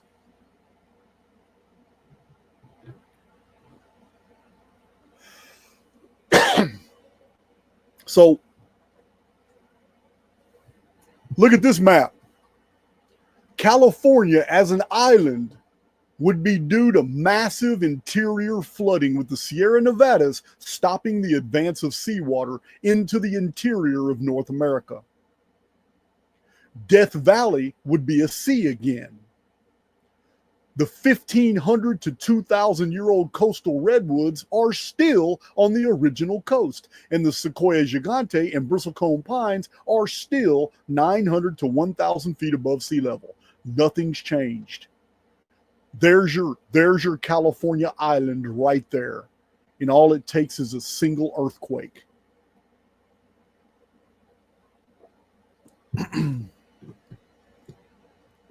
So I'm going to leave that up for a second. Barry Fell of the book America BC, David Hatcher Childress of the Lost Cities series, and many others have documented that the Phoenicians, the Libyans, the Romans, the Goths, and the Welsh had all explored the interior of North America and left many artifacts behind that have been photographed and put in museums, all before 1492. It is also said that Columbus had maps of North America even before he made his epic voyage. In California, there is an archaeological discovery that has never been satisfactorily explained. It's called the Calaveras Skull. The Calaveras Skull was found underneath a mountain in California. You can look it up yourself. There are many places online where you can look up the Calaveras Skull. A human skull underneath a mountain in California. In Archaix, I have already documented 3 different areas of the world, one in Switzerland, 2 in South America, where wooden ships were found by miners underneath or inside mountains, and no explanation as to how they got there. Also, I've also explained in David Hatcher Childress' research, we find a story that's very compelling where Native Americans were giving Americans tours to a place, to a remote place in Death Valley. where a wooden ship was found half buried in sand. And Americans for a long time would go out there to the middle of Death Valley, and these Native Americans would take them out there and charge them and show them the wooden ship out there in the middle of Death Valley. So the Piri Reis map and the Zeno Brothers map, and there's so many others I can't really remember right now, but these old maps from 500, 600, and 700 years ago, they show a different topography. They show a landmass below South America. They show that wasn't covered in ice. They show Antarctica, where its rivers and geographical features like mountains and valleys are located. And the US Geological Survey, as consulted by Charles Hapgood, who wrote maps of the ancient sea kings, they confirmed that the maps are very accurate. But today there's 2-mile high ice caps on those deals. So who 600 to 900 years ago drew maps of Antarctica with no ice sheets? Who drew them? Because somebody copied them, and Piri Reis, the Turkish navigator, came into contact with them, and we have them today. Around the same time that the Chinese were documenting that California was an island. So it has long been rumored that Marco Polo's family brought many things back from China, and some of these could have been maps. Columbus himself claimed to be in possession of maps of land masses on the other side of the Atlantic, and he believed that he could use those maps to find a way to India or China, one of them. So if you don't think that California is at risk of it becoming an island once again, in the interior of California completely flooding out in a massive cataclysm that can only take moments, then consider what happened in 1902 in the month of May, when on the island of Martinique, over 40,000 people were incinerated to death when the volcano Mount Pelée exploded. All the ships out in the bay were capsized by the blast. The entire city died. Just like that, in a flash. But what's even more compelling about the 1902 disaster at Martinique and the 1902 disaster at on the island of Vincent, when another volcano blew up at the exact same time, is the fact that U.S. ships were already measuring the sea bottom, and they had taken measurements before the volcanic eruption, and then were amazed to find that the entire bottom of the ocean floor dropped 3,500 feet. The ocean levels didn't change, but the bottom of the sea around the area of Martinique dropped 3,500 feet. This is the nature of our world.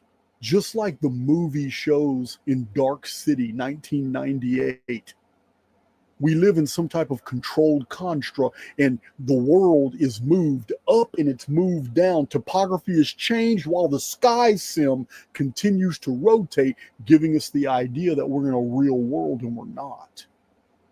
What happened around Martinique is the same thing that happened and is recorded in the historical record in Lisbon, Portugal, in the year 1755. An earthquake affected almost all of Europe, but the worst end of it was on the coast. And Lisbon, Portugal shook, and people ran to safety because they knew that a huge quay was made of bedrock, and it was right there on the edge of the coast where the bay was. And the ships of the harbor would anchor to all the docks. 60,000 people ran to the quay for safety. And in a flash, witnesses watched the entire quay just go down, and all the ocean water just followed it, and not one garment, no flotsam and jetsam, not one body of a baby, of a child, or of an adult, male or female, ever resurfaced. It plunged straight down, and then down because nothing came to the surface. All the ships went down the sinkhole too. Everything went. All the people in Lisbon during the earthquake watched this happen, and every bit of it got sucked in. And when all these people, 60,000 people, got in, all the ships got sucked down, when the key collapsed into the water, it means they went somewhere else. They were sucked down and then swept out far into the sea in some type of massive submarine cataclysmic current. Some rift in the world opened and all this water and seawater went in. They went into the bowels of the underworld. They're dead. It happened in an instant, and it's very well documented. Same thing with Davis Island in 1687. Dutch navigators passed Davis Island, document. It's on all the old maps. And then all of a sudden, a navigator needs to make a stop at Davis Island, and it's not there. It's not there. 5,000 people and the island gone. Others were sent to investigate. They had to take Davis Island off the maps. Davis Island was off the coast of South America. These things are all in the historical record over and over and over and over. These aren't things that we don't have to, they just didn't expect it. Port Royal, Jamaica, did not expect that all of a sudden the ground would vibrate and friends and family would look around and watch each other sink into the earth during the earthquake. And there's no way to get out of it because the liquefaction. The vibrations of the earthquake are of such intensity, there is no escape. You're not getting in your car and driving away. You're not going to an airport and flying to escape. Once the earthquake starts, it's over. You're either going to survive or not. But it's nothing you can do because the liquefaction is going to bring all heavy objects down. If you're on open ground, the liquefaction is going to make you sink into a earth that feels like quicksand. Everything is vibrating to such intensity that you can't grab anything. You just go down. When the earthquake is over, the vibrations cease to occur. Everything solidifies back into its normal state. People are suffocated and crushed to death. This is what happened at Lisbon, Portugal. This is what happened at Port Royal, Jamaica during an earthquake. And then people stuck in the ground.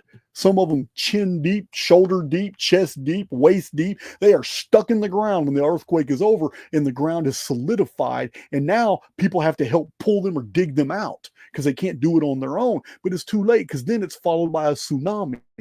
And all these people stuck in the ground now drown. It happens in an instant. The Greek cities of Nice and Willis. I did a video about this a long time ago. The video was called "They Should Have Listened to the Mice." Many of my Archaix veterans will remember this video.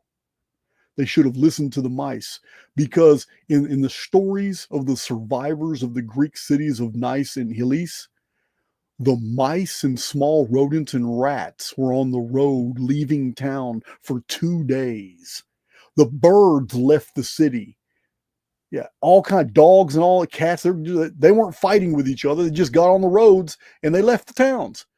And then at nighttime, an earthquake came, followed by a tsunami, and completely destroyed both cities of Nice and Willis. Ammianus Marcellinus wrote The Secret History of the late Roman Empire. Ammianus Marcellinus wrote about the cataclysm of 365 AD when an earthquake in northern Egypt sent a tsunami and destroyed Alexandria. The same tsunami that deposited ships in Greece and in the mountains of Anatolia. It sloshed the Mediterranean. The ocean disappeared from the perspective of the North Africans. And they watched the sea disappear. And people in the thousands ran out to pick up fish and pick up porpoises and pick up octopi. And they pick up all these creatures and bring them back to eat them, but they never had the chance because the water came back about 500 miles an hour in a 100-foot high tsunami that overtook the entire city of Alexandria. They never saw it coming. 79 AD, Pompeii and Herculaneum, same story. They never saw it coming.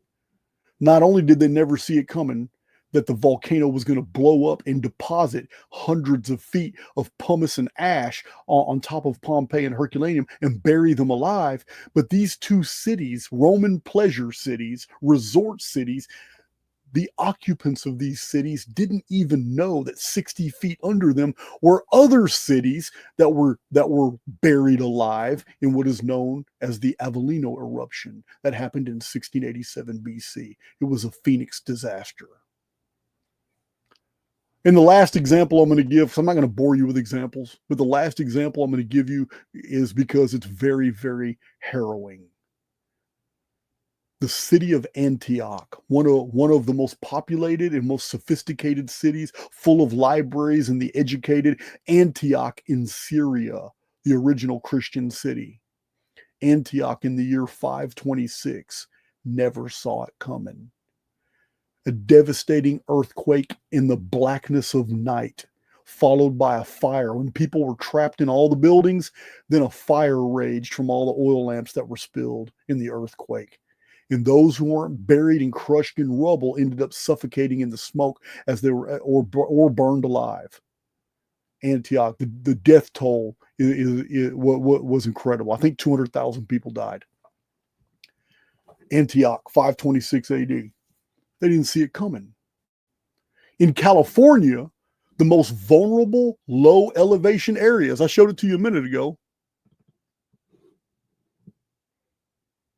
is this central area, Joaquin Valley. And all the cities from San Francisco, Stockton, Sacramento, Modesto, all the way down to Bakersfield. This is the most vulnerable area. It's not the coasts of California, which are elevated. It's not the coasts. The most is the interior. But all it takes is one breach at the coast. One breach by an earthquake. And it happens to be one of the most active and most dangerously unpredictable fault lines in the world is right there, the San Andreas Fault. Right there. San Francisco Bay Area to Sacramento, San Joaquin River Delta area, Stockton, all the way down to the edge of Bakersfield. A quake with a tsunami along the fault and the coast of California would put these areas underwater in an instant. Water will travel faster than a vehicle can move. Del Norte County to Mendocino, Crescent City, Humboldt Bay, Eureka, Fort Bragg, all of it would be underwater fast. The quakes and flooding would be rapid, and escape from the area would be highly unlikely, as highways and bridges would be unstable, damaged, flooding by landslides and coastal ranges, soil liquefaction near rivers and bays, road collapses, all mountainous areas and dams compromised with stress and damage, with the streets absolutely congested, with all those panicking and all those trying to escape, airports damaged, power outages, communications go offline. No emergency responders will ever work in a scenario like this. They have to wait for the destruction to be over with before they can be effective. And they're being destroyed too. So every bit of this is 10 times worse if the earthquake happens at night. Absolute, utter blackness. California could awaken to a beautiful morning by noon, and half of it could be gone within an hour. The mounting evidence makes this not a question of if, but when this will occur. So in 2004, catastrophic undersea earthquake caused a tsunami that hit Indonesia. We all know the story. We've all seen the videos. The death toll was terrible. This was in the Pacific. This was Indonesia, 2004. 7 years later, in 2011, Tohoku earthquake caused a tsunami in the Pacific that hit Japan.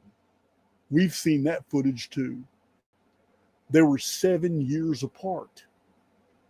7 years after 2011, in 2018, the Sulawesi earthquake sent a tsunami that hit Indonesia again. This is 2018, another Indonesian Pacific tsunami caused by an earthquake. That was in 2018, 7 years ago. It's now 2025. And we have the axial seamount volcano beginning to act up right off the coast of Northern America in the Pacific, while right now in Indonesia, a volcano just erupted. If we follow the 7-year pattern forward, because it looks like in 2025 we have some volcanic tsunami earthquake activity. But if we follow the 7-year pattern that's already well established here, we get to 2032. And then we get to 2039. That's compelling. You all know the Phoenix date is 2040. But what have I told you about the Phoenix year? We have all kinds of Phoenix phenomenon stuff that happened in 1901 and 1902. Why? Because the Phoenix year is on the original year timeline, with the vernal equinox being the beginning of the year, meaning there's over a 2.5 month overlap between Phoenix years, which start with day one at March 22nd. And then mechanical year, the Roman year, with the Janus year at January 1st. It's almost 3-month overlap, meaning part of 1901 is definitely the Phoenix year of 1902. The same thing with 2039. The end of 2039 is actually 2040 on the Phoenix timeline. But 7 years after 2039 is the year 2046. Archaix veterans, I know you're already cogitating that one, and everything that all the data we have for 2046 and how devastating it's going to be. So we're not done. I still got more stuff to show you. I told you it's going to be a compelling video. I told you it's going to be a very compelling video, but we're not done. We have some more stuff. This is what you're looking at on the screen is a map, a California map of all the Native American cultures and where they lived. The entire San Joaquin Valley, they're saying, was Yokuts territory. And I don't disagree, because if California was an island over 900 years ago, then that's plenty of time for the Yokuts, nomads to be in that area. It's just very interesting to me that all the national monuments, all the national parks, all the state parks are outside the valley. And the only two that are in the valley is an animal preserve and a socialist deal. None of them have anything to do with landmarks or cultures or any people that have ever lived in this area, because archaeologically the area is almost dead.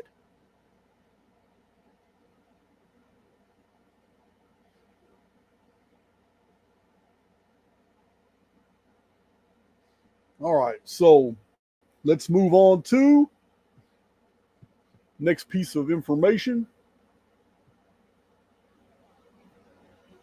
Oh, let's go to Google Maps. Let's go to Google Maps. Let me find Google Maps real quick.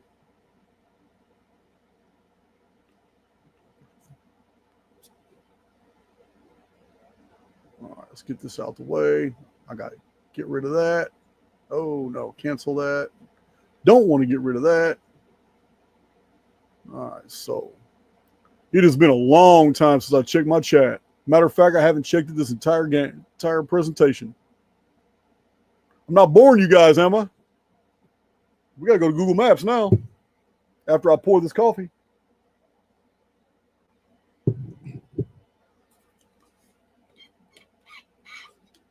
We're not done with this. We're not done with this. I'm not trying to scare Californians, but I am certainly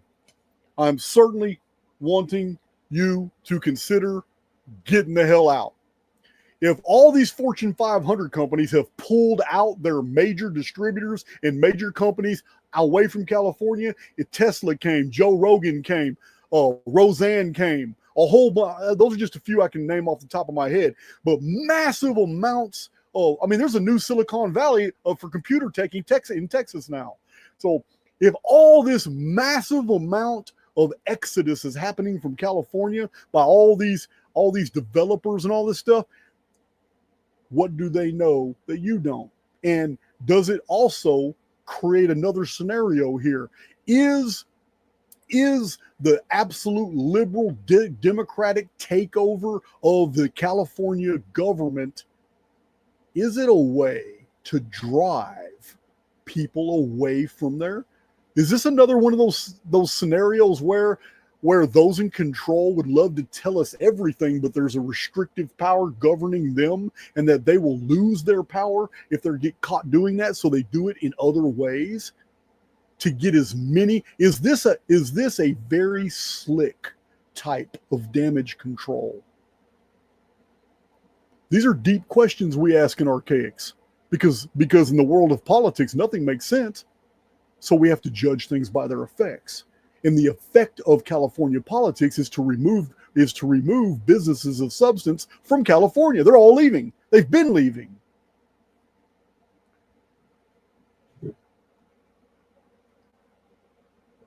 I'm wondering, because I do have presentations where I show not all the elite are evil. Some of them are giving us the business, and they're doing it in very clever and different ways. So let me go to Google Maps real quick.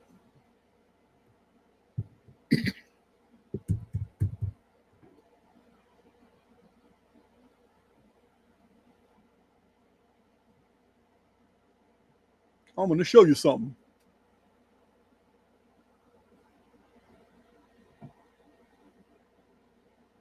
You better get that keyboard working right, Amy. Good to see you. Somebody is named Herodotus Get Fooked. Man, what a name. Took one of the greatest historians ever and then slapped him onto a parody. All right, so let me exit out of Willis, Texas, because that's where Google Maps took me. And we're going to go all the way over here to the great state of California. Let me share my screen again so you can see what I'm seeing. Oh, we're not done with this presentation, guys. How long? 2 hours and 7 minutes? Probably got another 20 minutes. I got to show you some deep shit.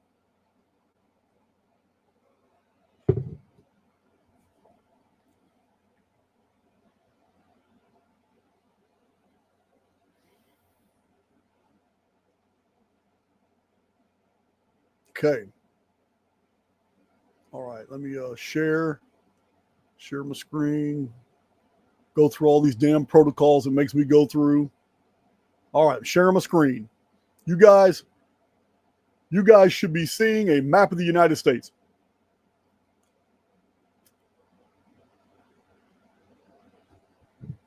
I'm going to drink until I see it pop up on my phone. Okay, there it is. Okay, here's a Google Maps map of the United States. Again, California's got this huge bowl. You can just tell it was filled with water. You can just tell. And the giant trees were all on either side of it. You can see poor old Sacramento right there in the middle of it. Sacramento's gone. From Red Bluff, Chico, Mendocino, Sacramento, Stockton, Modesto, this population center. This is a massive population center in this valley. This valley is absolutely filled with millions of people, and it will not even take 15 minutes. Listen, I'm not trying to be a doomsayer, guys, but I am a historian. I am also a chronologist, and the two things put together, as I've shown you in hundreds of presentations, that whole entire civilizations have been wiped out in minutes. In minutes. The historical record is rife with people who thought that they were secure. And 2 hours later, they didn't even exist. So, I don't mean to doomsay, but we're going with the fact that it's already an established fact that at one time in the historical record, the North America was broken into two pieces, and a very small piece was a part of California, while the rest of California was underwater. That's what we have showed. That's what we showed in this presentation. So I don't know what the populations of Sacramento and all the surrounding satellite cities are, because it looks like there's a bunch of satellite cities. I don't know what the population of Elk Grove and Stockton and Modesto, Mariposa, Oakhurst, Atwater. I'm not going to name all these, but even San Francisco is a part of the FEMA map that's going to get flooded out. I don't know what these, but this entire valley is now neighborhoods. Look, the entire valley is now population centers. How many millions of people live in this valley? There's Fresno. Massive. But that's not what I wanted to show you. That's a tangent. I want to show you the peninsula of Mexico. I want to show you a place called El Pinacate y Gran Desierto de Altar. Right here on the map. Do you see this massive desert? This is a wash. This entire area is a wash. Everything of value on this land, on this land was washed by water. It's gone. It's all gone. A tremendous amount of water came straight down this area, washed all this out, every bit of it.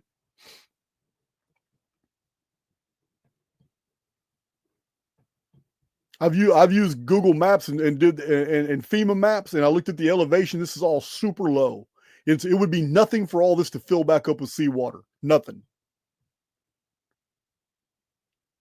But when you follow this wash, look at it. See, look right here. When you follow this massive wash, a tremendous amount of water at one time came through here very fast. Drained out of Death Valley as well. Look at this wash. When you get here to the top, you come to a place called the Salton Sea in the interior of California.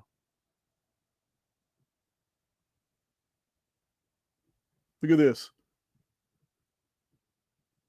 This is in the United States. This is in California. It's a place called the Salton Sea. It's 50 times more salty than the Pacific Ocean. That's extremely, the saline content is 50 times more salty than the Pacific Ocean. Now, the official story is that the Salton Sea was accidentally created when a dam broke in 1905. I don't know if that's true or not. But where did all the salt come from? It's called the Salton Sea. We know salt comes from salt water. But this entire area here was obviously, all these lowlands was obviously filled with water, because Death Valley is just right next to it. And Death Valley is below sea level. It is covered in sand. And Death Valley is the location of a wooden ship that local Native Americans were showing people that wanted to go pay them to go out there and check it out. But much of this area of Southern California was all underwater, including this area here.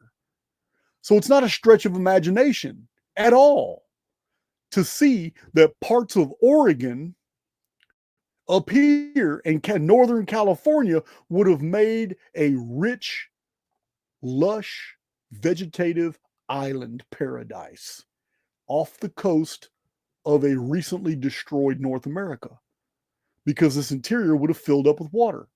And all it would have taken is a breach up here.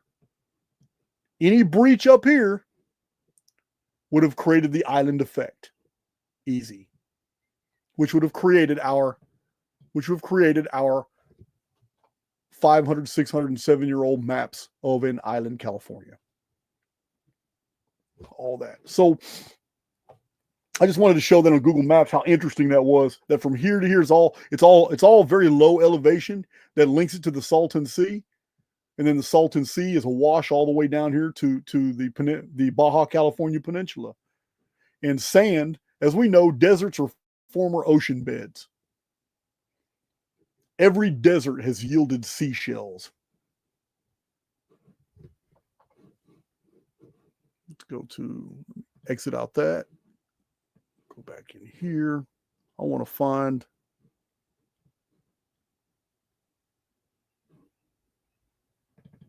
Yeah, it just blows my mind. It just blows my mind. This old Chinese map. Just blows my mind. So, excuse me.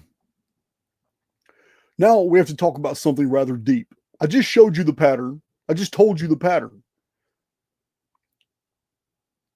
There's 7 years between 2004 and 2011, and both of those years are catastrophic earthquakes that happen in the Pacific that cause tsunamis. And then 7 years after the 2011 tsunami is 2018, when another earthquake in the Pacific caused another tsunami. And the location again is Indonesia.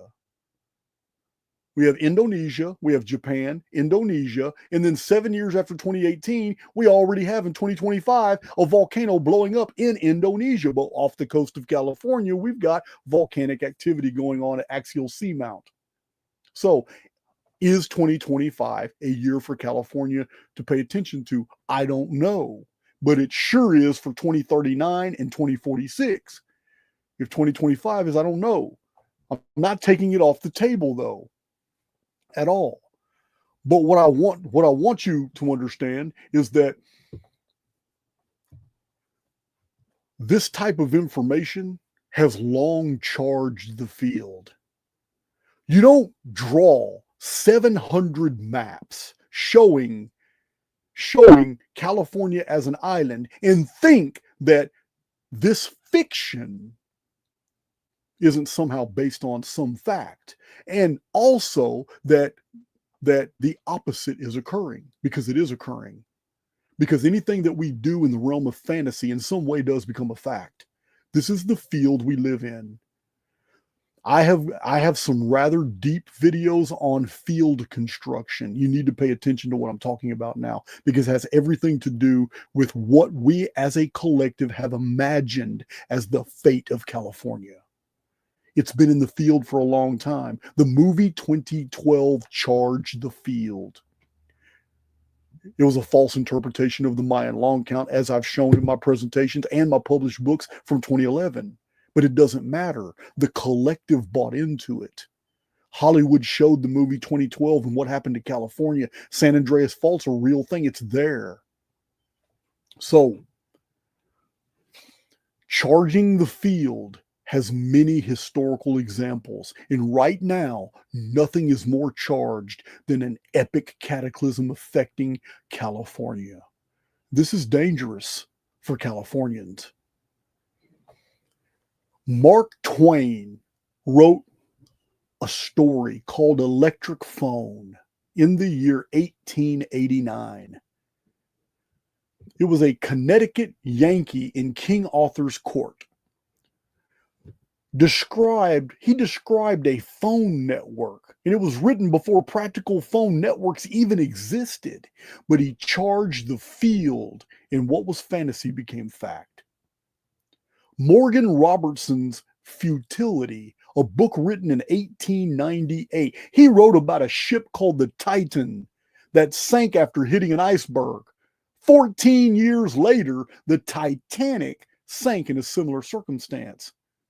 The book had numerous similarities, like its displacement value, the ship's size and speed, passenger count. It doesn't matter if the Titanic actually hit an iceberg. The collective believed it to be true. Jules Verne, one of my favorite classic authors, wrote From Earth to the Moon. He wrote this in 1865. He describes spacecraft that we launch from the United States from Florida. He specified that our spacecraft were made of an aluminum because it's light construction. He predicted that there was weightlessness the higher you go up. in space. Nearly 100 years before NASA chose Florida for its space launches, Jules Verne charged the field. Arthur C. Clarke's communications satellites in 1945 were the subject of science fiction. He described geosynchronous satellites for communication, published his theory before the technology even existed. Now, the whole world believes there's satellites in the sky. Whether it's true or not is not, whether they're helium balloons suspended in high altitude, it doesn't matter. He charged the field. It is a belief now today that it's true. Igor Sikorsky's Leonardo da Vinci story was written in 1938. In his story, read as a child, that Da Vinci said helicopters were impossible. Later, this man, he just was read the story about Leonardo da Vinci claiming that helicopters were impossible after Leonardo da Vinci actually drew one. So he heard that it was impossible, but he believed it was possible, and he ended up being the inventor of the helicopter. H.G. Wells, in his book, it's famous, The World Set Free. I have a copy in my library. I've showed it on my channel. Published in 1914, he described atomic bombs before nuclear fission was even discovered. He even used the word atomic bombs 30 years before they existed. He even predicted radioactive fallout. It does not matter if any of those things are true or not. The collective believes them to be true. H.G. Wells charged the field. So did Edward Bellamy. In his story, Looking Backward, published in 1888, he described credit cards and electronic payment systems written when cash was the only payment method acceptable. His work is very remarkably close to modern day credit card processing systems, written in 1888. And the famous, some say infamous, Roger Bacon, the Epistle on Secret Works. 13th century, he predicted flying machines, self-propelled vehicles, submarines, written centuries before any of these things were possible. Then there's the story Stand on Zanzibar in 1969, written by John Brunner, who predicted for 2010 a president named Obama.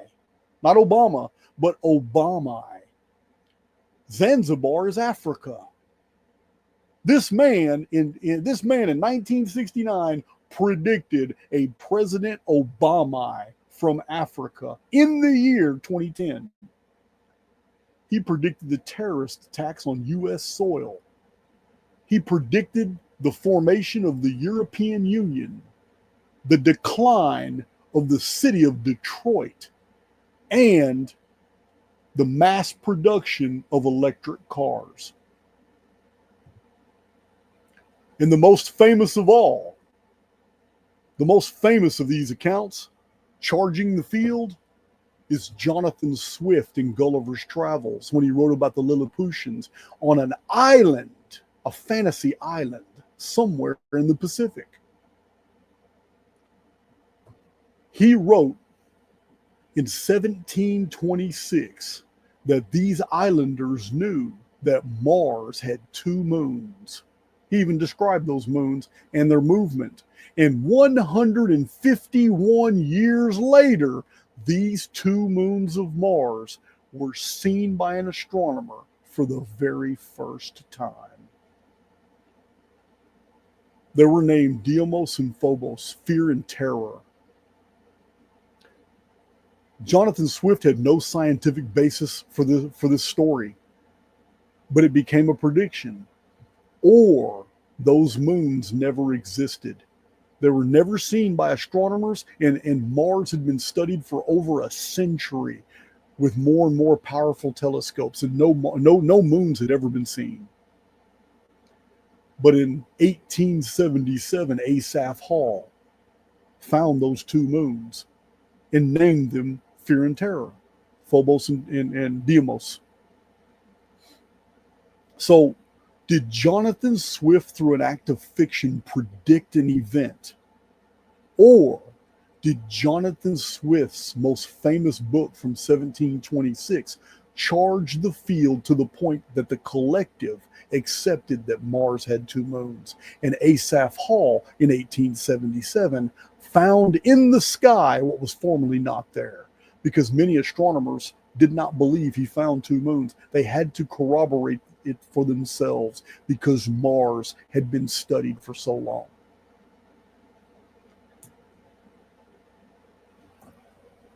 So I'm gonna have to let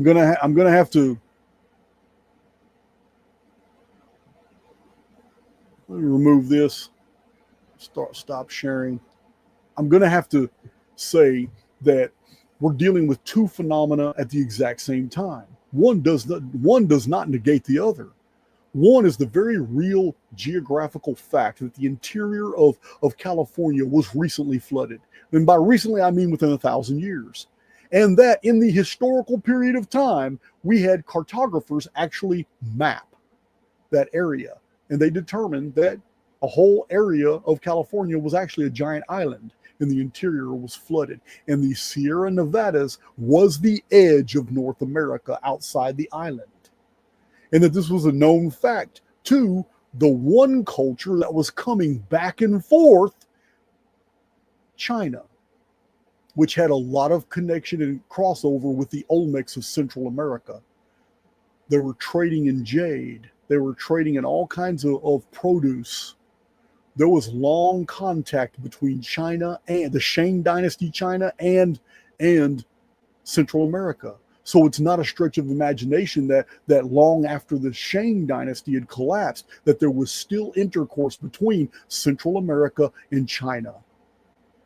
Anthropologists are convinced that the Olmecs were originally Chinese. So that's pretty much my presentation, guys. We do have enough evidence to conclude that yes, at one time, California was an island. But all the maps of European provenance are relying on the authority of Dutch maps, which themselves were copies of Chinese maps.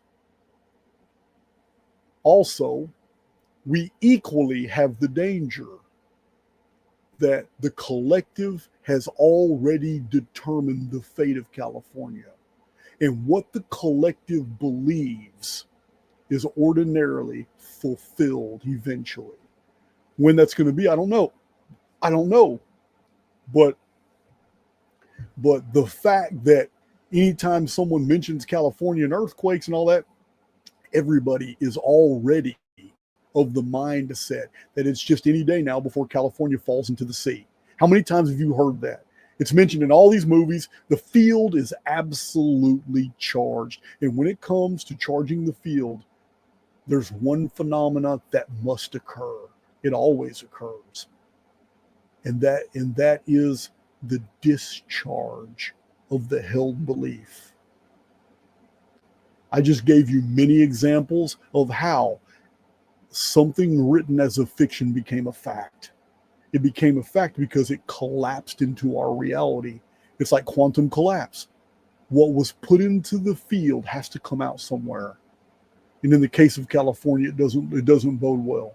It doesn't bode well. That's my presentation, guys. I made it without having to use the bathroom.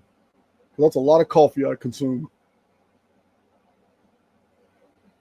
We have an equally fascinating book coming, presentation coming very soon about Las Vegas, and 2 shows in Las Vegas that are giving us the business. They know. And it's some amazing stuff. I'm taking my time putting those together. I also got a new book I want to share with you guys. I shared it with my ex-community. Thor Heyerdahl, published in 1953, American Indians in the Pacific, This man goes through Polynesia, Micronesia, Melanesia, Oceania. He goes through all these islands, all these traditions. It is packed full of photographs. It's 891 pages. This book, you'll be getting videos off this book. This book by Thor Heyerdahl is amazing because he pulls no punches. He literally shows you where all these North American, Native American cultures have the exact same beliefs, have the exact same totems, the exact same imagery, the exact same hand signals, hand signs, the exact same everything. Whole statues are side by side in North America for North American Algonquin, Cherokee, Arapaho, all that. He shows side by side, here are their images, here are their totems, here are the ones in Polynesia, Melanesia, Micronesia. They are the same. Amazing. You can't get away with research like this today because academia is tightly controlled. It's all racist. Diffusionist theory is labeled as racist. But he's showing that the same ethnicity of people of the Pacific are the same as North America. They're only separated by centuries or millennia, but they are originally the same people. They all had the same concepts, the same gods, the same statuary, the same art forms, everything. It's amazing. That's this book, Thor Heyerdahl. Just got it. Extremely rare book. I think on Amazon selling it for like $265 or something. But that's copies of the book. Like new paperback copies of the book. This is a hardback original, and I can thank my publisher, Paul Tice, for having sent this to me. He can only find 2 copies, and of course, he kept one for himself.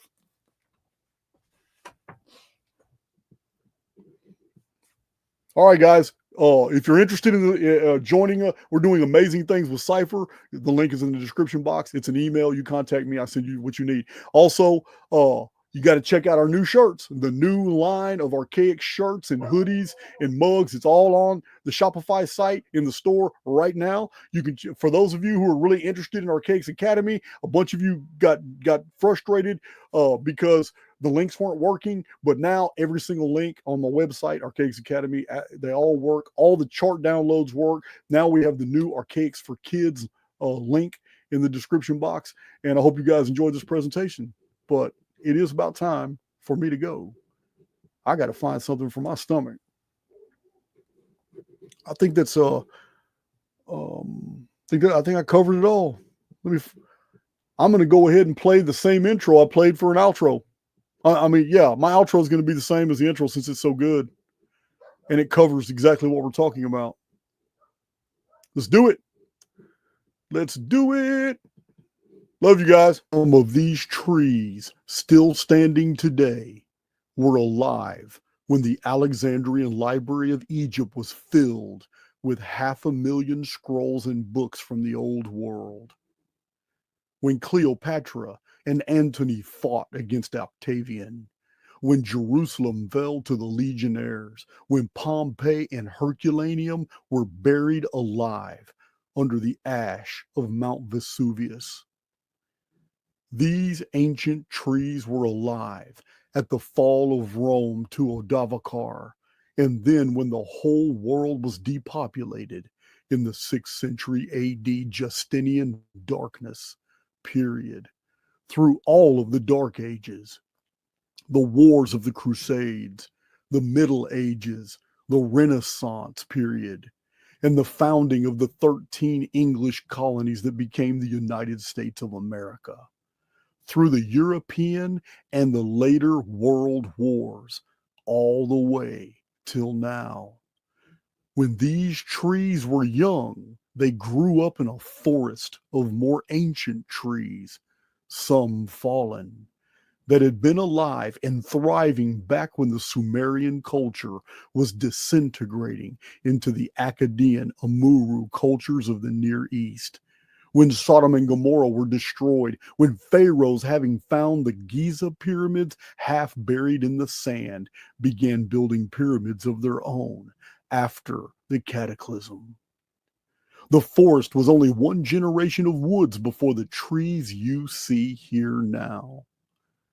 These trees saw the times of the Ogygian deluge, the wars of the sea peoples and fall of Atlantis, the rise of the Persians, the Macedonians, the Greeks, the Danan, the entire Roman Empire, and the generation of ancient redwoods and bristlecone pines before these saw the epic of the pre-flood world. Just 3 generations of California giant trees have lived through the entire historical record. And yet, the continuance of these amazing trees is in no way evidence that California was not once an island.